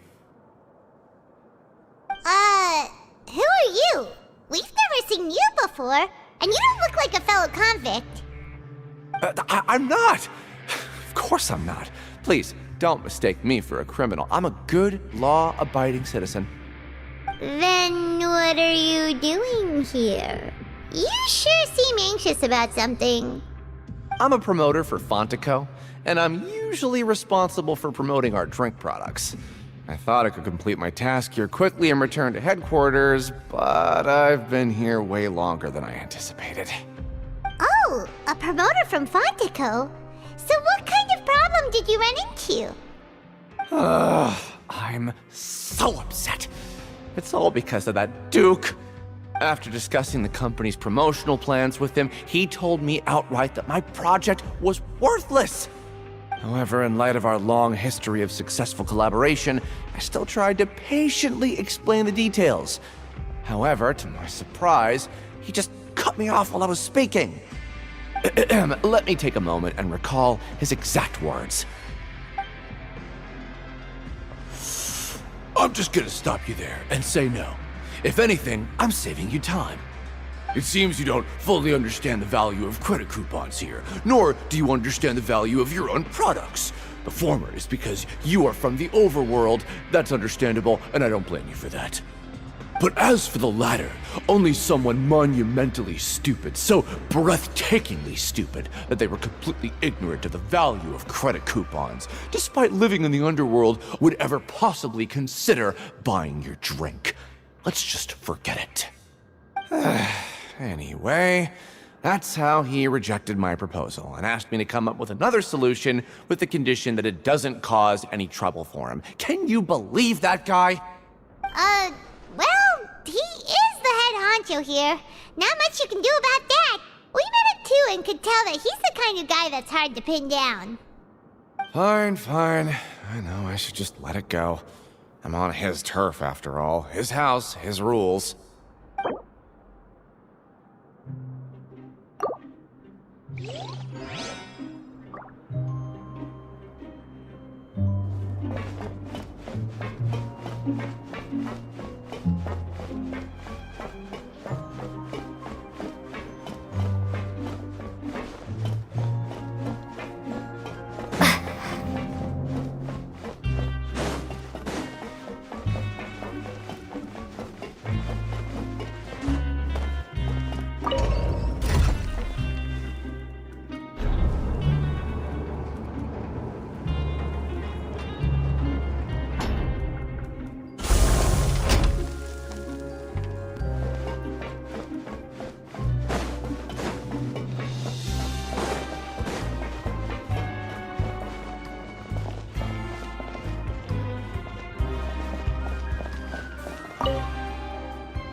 Hey, I heard you crazy fools really did it.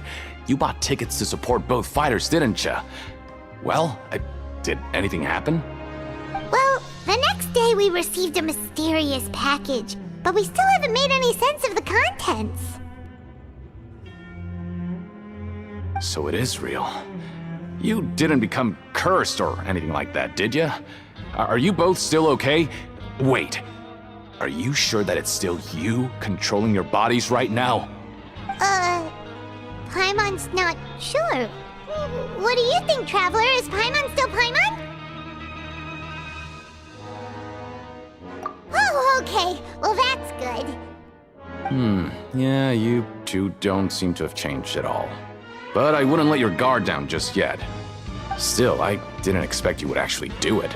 You'd actually throw away coupons like that just to satisfy your curiosity? Even if we bought tickets like everybody else, it's not like we could hope to earn any coupons. When it comes to things like this, it's always the organizer who makes the real profits. Hey, just what are you trying to imply? The Pancration Ring is an honest business, and we really don't make much from selling tickets. We make so little that even the current tournaments can only be held thanks to funding from the producer of Fanta. Oh, so it's the company that manufactures Fanta sponsoring the events? Paimon thought all of this was thanks to the Duke's support. Let's just say it's a mutually beneficial arrangement. They reached out to us first, hoping to promote Fanta products in the Fortress of Meropide.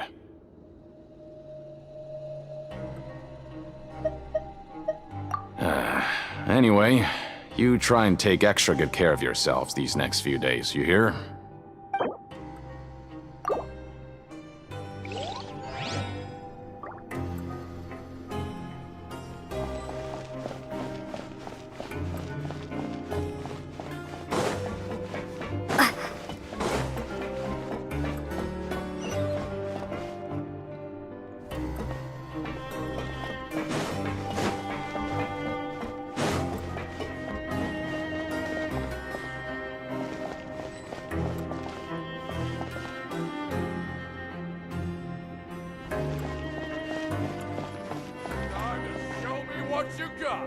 Hey, what are these papers scattered all over the ground? Are they registration forms or something? Maybe not. Every page has the Fontico symbol on it. Maybe it's some flyers from the company. Okay. But if someone catches us, they could accuse us of trying to steal the company's secrets, couldn't they?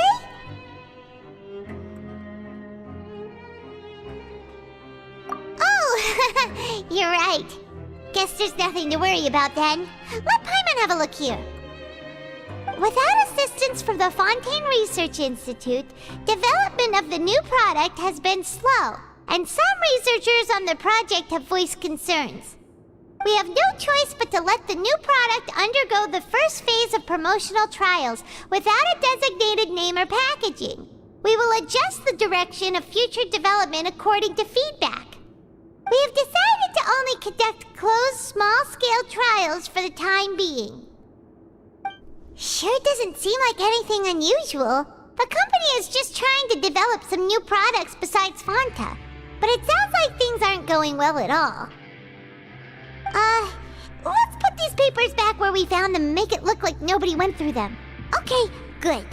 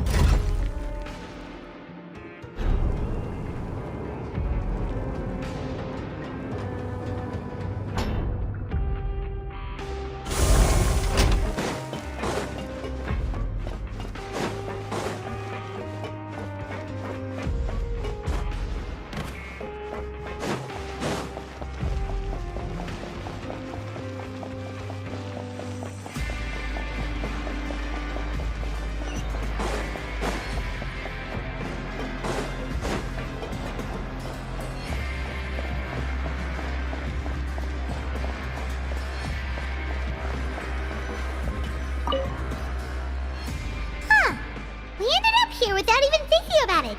Want to grab something to eat?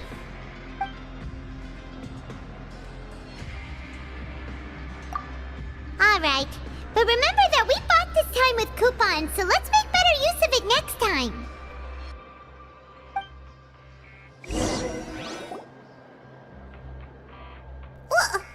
What is this garbage? Ooh, it looks disgusting! Oh, Paimon misses your cooking now. What would you like to do this afternoon?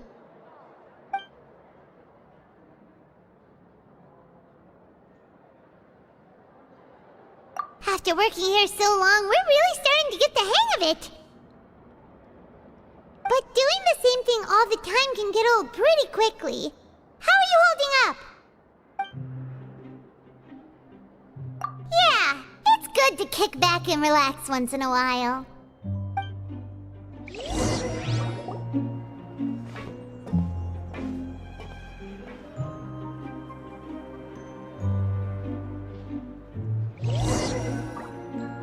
A mysterious box? A bottle of crimson liquid? Paimon still doesn't know what to make of it. Do you have any ideas, Traveler? Really? Then it looks like that part of the investigation led us nowhere. Well, maybe we'll have better luck tomorrow. Good night, Traveler.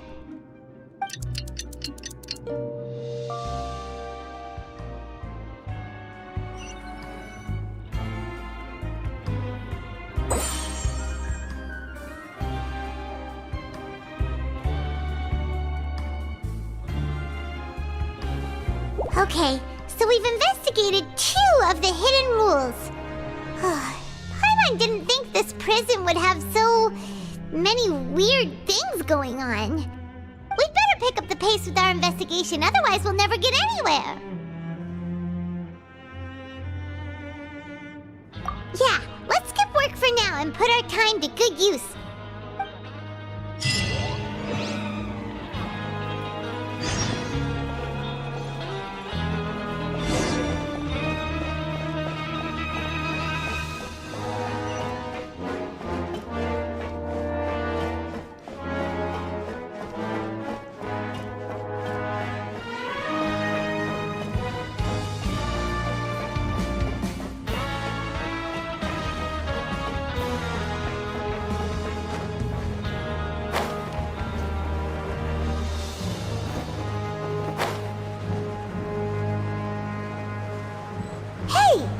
Vidoc over there?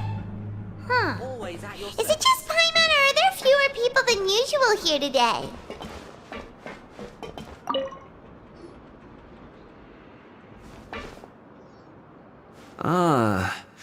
Seeing you at this time must mean you've already saved up a lot of credit coupons. Or at least enough to skip work. Seems you're getting into the swing of things around here.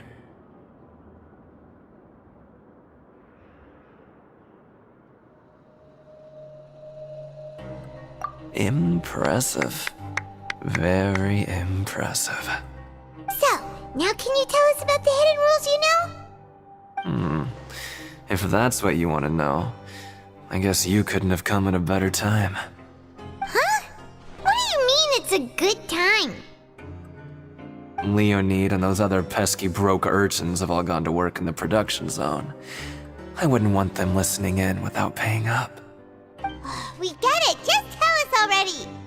So, you know those pipes that make strange sounds? Don't ever, ever go near them at night. Even if you manage to avoid the guards, you might find something even more terrible there. Something even more terrible? Like what? A group of cannibals. Cannibals? In the Fortress of Meripede? Every month, they meet a few times in the dead of night. Rumor has it they might be connected to the people that have disappeared here. But what's even scarier is that they have a special proclivity. Since they have no way to dispose of the leftover remains, they have ways to transform them into other forms and keep them in the fortress forever. Paimon might already know what you mean by other forms. So that's what's going on here.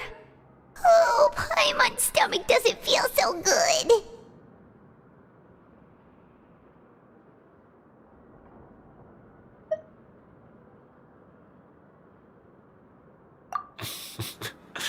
You two look pretty skeptical.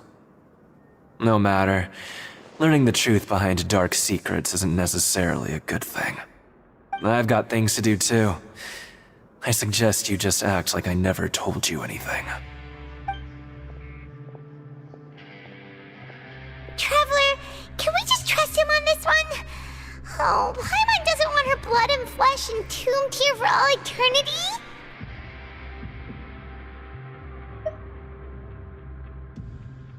Oh, so that's how you see the situation. Huh. You know, Paimon does feel a little better about it now.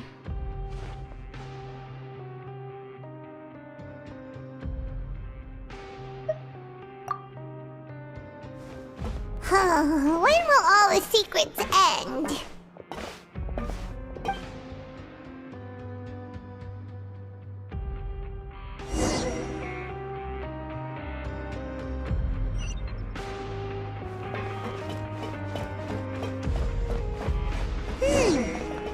isn't here.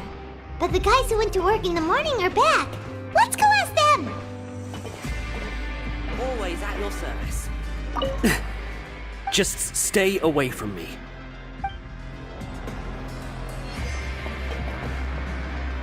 What? What are you saying? You shouldn't go around saying stuff like that.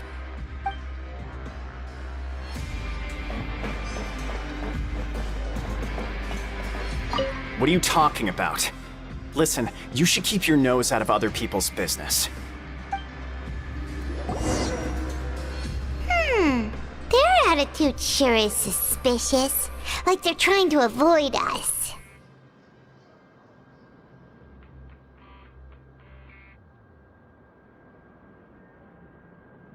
But if they're being so obvious about acting weirdly, do you think they might just be trying to lure us in? Oh, this is all getting way too creepy for Paimon. So you mean we still need to investigate some more? Okay, if you say so.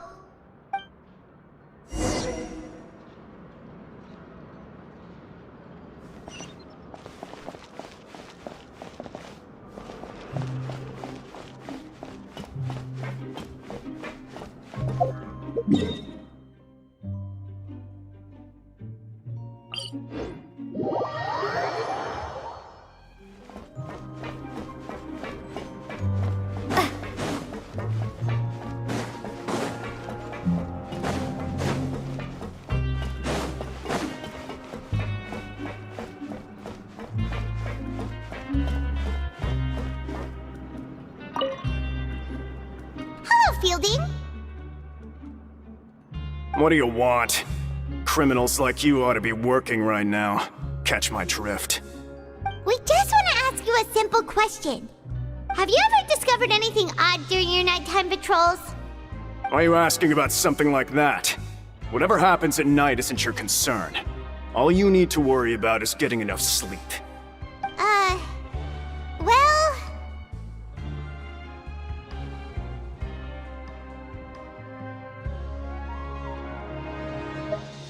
Right! We've heard it happens a few times every month. Paimon has sensitive ears, so it makes it hard to sleep. Really? I see. But it's not like I'm on duty every night. And now that you mention it, I recall my colleagues talking about something like that before. They say that strange things tend to happen at night on pipe cleaning days. Lots of us don't willingly take those shifts. So, what happens at night on pipe cleaning days? And they just conduct regular cleaning of the fortress's drainage facilities. There are 3 pipe cleaning days per month, and it just so happens that today is one of the scheduled days. You can try to confirm the sounds tonight if you want, and if they're real, then I can report the issue to my superiors for you. Oh, okay. Then we'll keep both ears out tonight. And if that's all, then I'll be leaving now. I advise you not to try anything funny, though. Even if I'm not on duty tonight, someone will still be watching you. Don't worry, we don't want any time added to our sentences. Oh, he left. So what do you think about the pipe cleaning days he mentioned?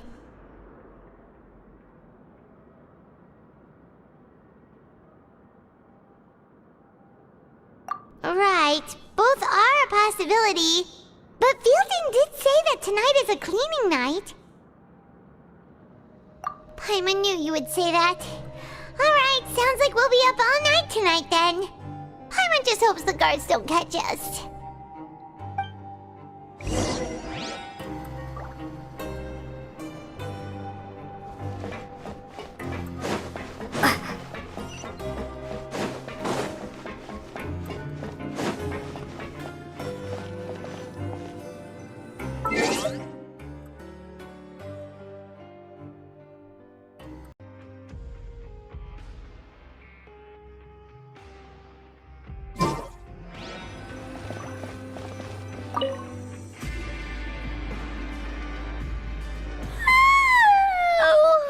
I'm so tired.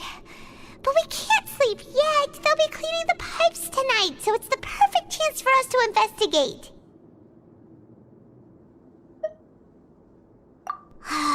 Whatever. Just be sure to wake Paimon if she dozes off. Paimon's worried something might happen if you go alone. Huh? Traveler? Did you fall asleep already?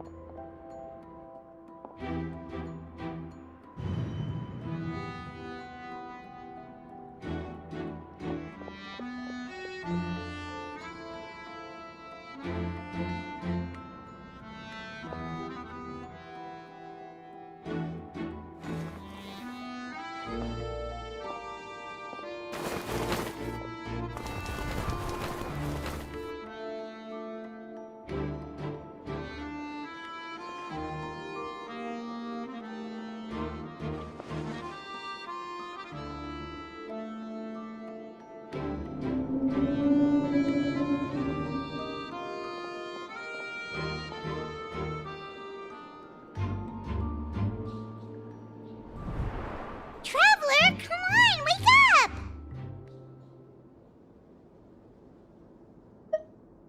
Oh, it looks like you were just peacefully sleeping to Paimon.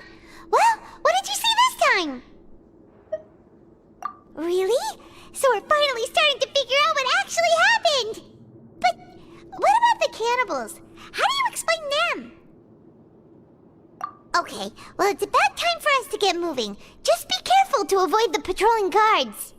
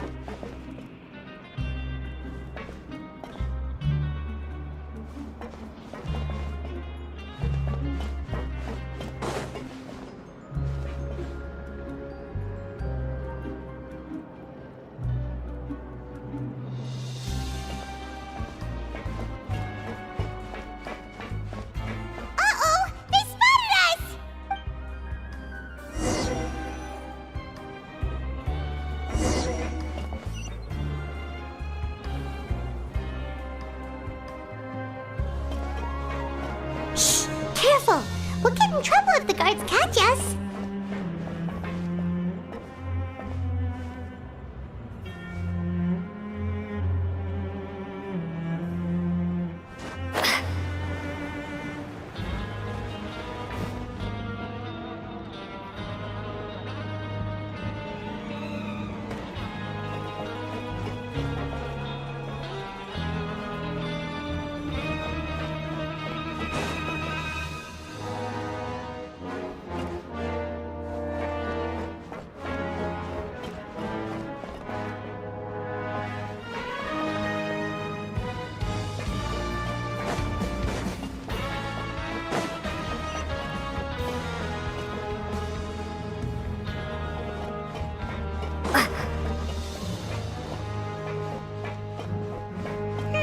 This should be the place.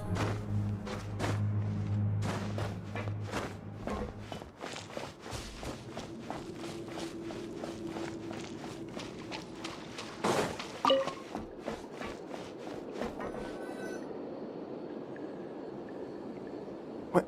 I know you. You were the ones we saw. Huh. You've got guts showing up here. You know who we are, right? You'd better leave now. Ain't nobody coming here to save you. What'd you say? Yeah, so what if they were? If you push us, we can make those rumors a reality at any time. Hey, what's the point of all those rumors anyway? What exactly are you trying to do? I don't have to tell you anything. If you turn around, go back to the dormitories, and act like you never saw anything, then I'll pretend that you never showed up here. Yeah, scram. Nothing worth seeing here. Huh? What did you say? Isn't that exactly what Boss said when he left? Hey, do you know our boss? Whoa. We had no idea our boss was such a big deal. He always kept his identity a secret. So, did he have you come here to find us? Oh, so your child's crew here? Seems like he had no problem fitting in. We're the only ones who heard him say those words when he left that night. So unless he somehow told you those exact same words after that... All right. I guess that's proof enough for me. I believe you. Wow, those dreams of yours sure come in handy. We gave him the business for a while and would always give him a hard time when he first came to the Fortress of Meripede. But here in the fortress, the strong will always earn respect. He was working the longest hours and racking up wins in the Pancration Ring. You could always see how amazing he was, even when he was teaching us a lesson. So eventually, we all decided to follow him.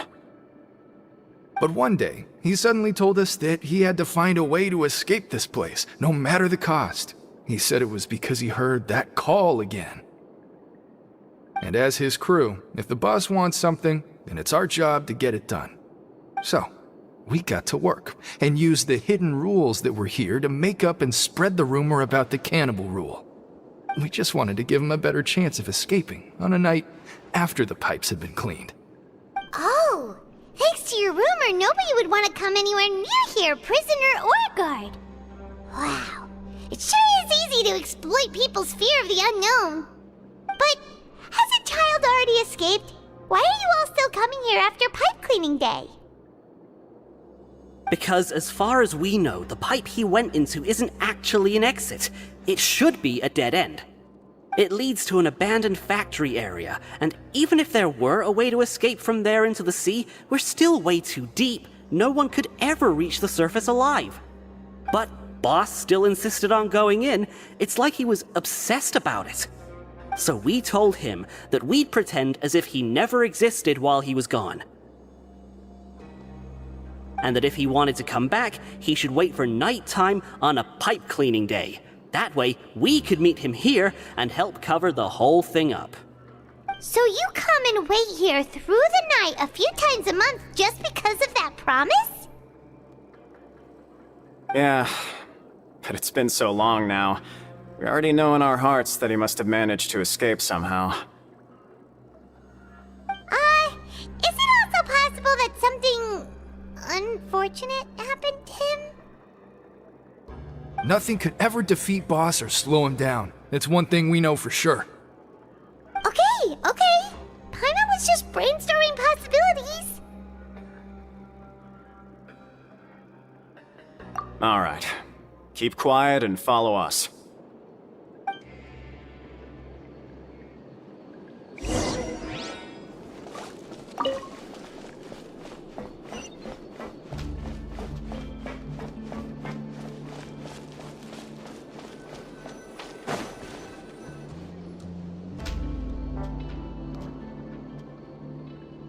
The way up from here has been sealed off. It's impossible to get through. Boss left by going down from here. It wasn't full of water at the time. Later, we came back hoping to have a look. That's when we found out it had been completely flooded. It's impossible to navigate unless you're an extremely skilled diver. Do you think Child got trapped by the water? Not likely. We all know that Boss was an incredible swimmer. Really? Then have him come investigate, pronto. Just be sure to tell us if you get any news about Boss. It's getting late. We should leave before the guards come this way. Yeah, we learned a lot about what happened to Child here. Let's get going!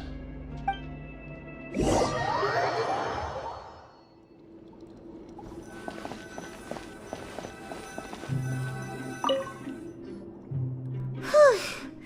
We finally learned some key revelation. Seems all of our investigative work has finally started to pay off. When you said you knew a diver, you were talking about Fremine, right? If we ask Linny, he'll definitely have Fremine help us. Ugh. Why is Child like this? What was he doing going into the pipes? Not making our jobs easier, that's for sure. Fortunately, though, it seems like it's only a matter of time now before we find out what really happened. Now that we can finally relax, I'm starting to feel super sleepy. Let's try to get some rest while we still can. Nighty-night, traveler!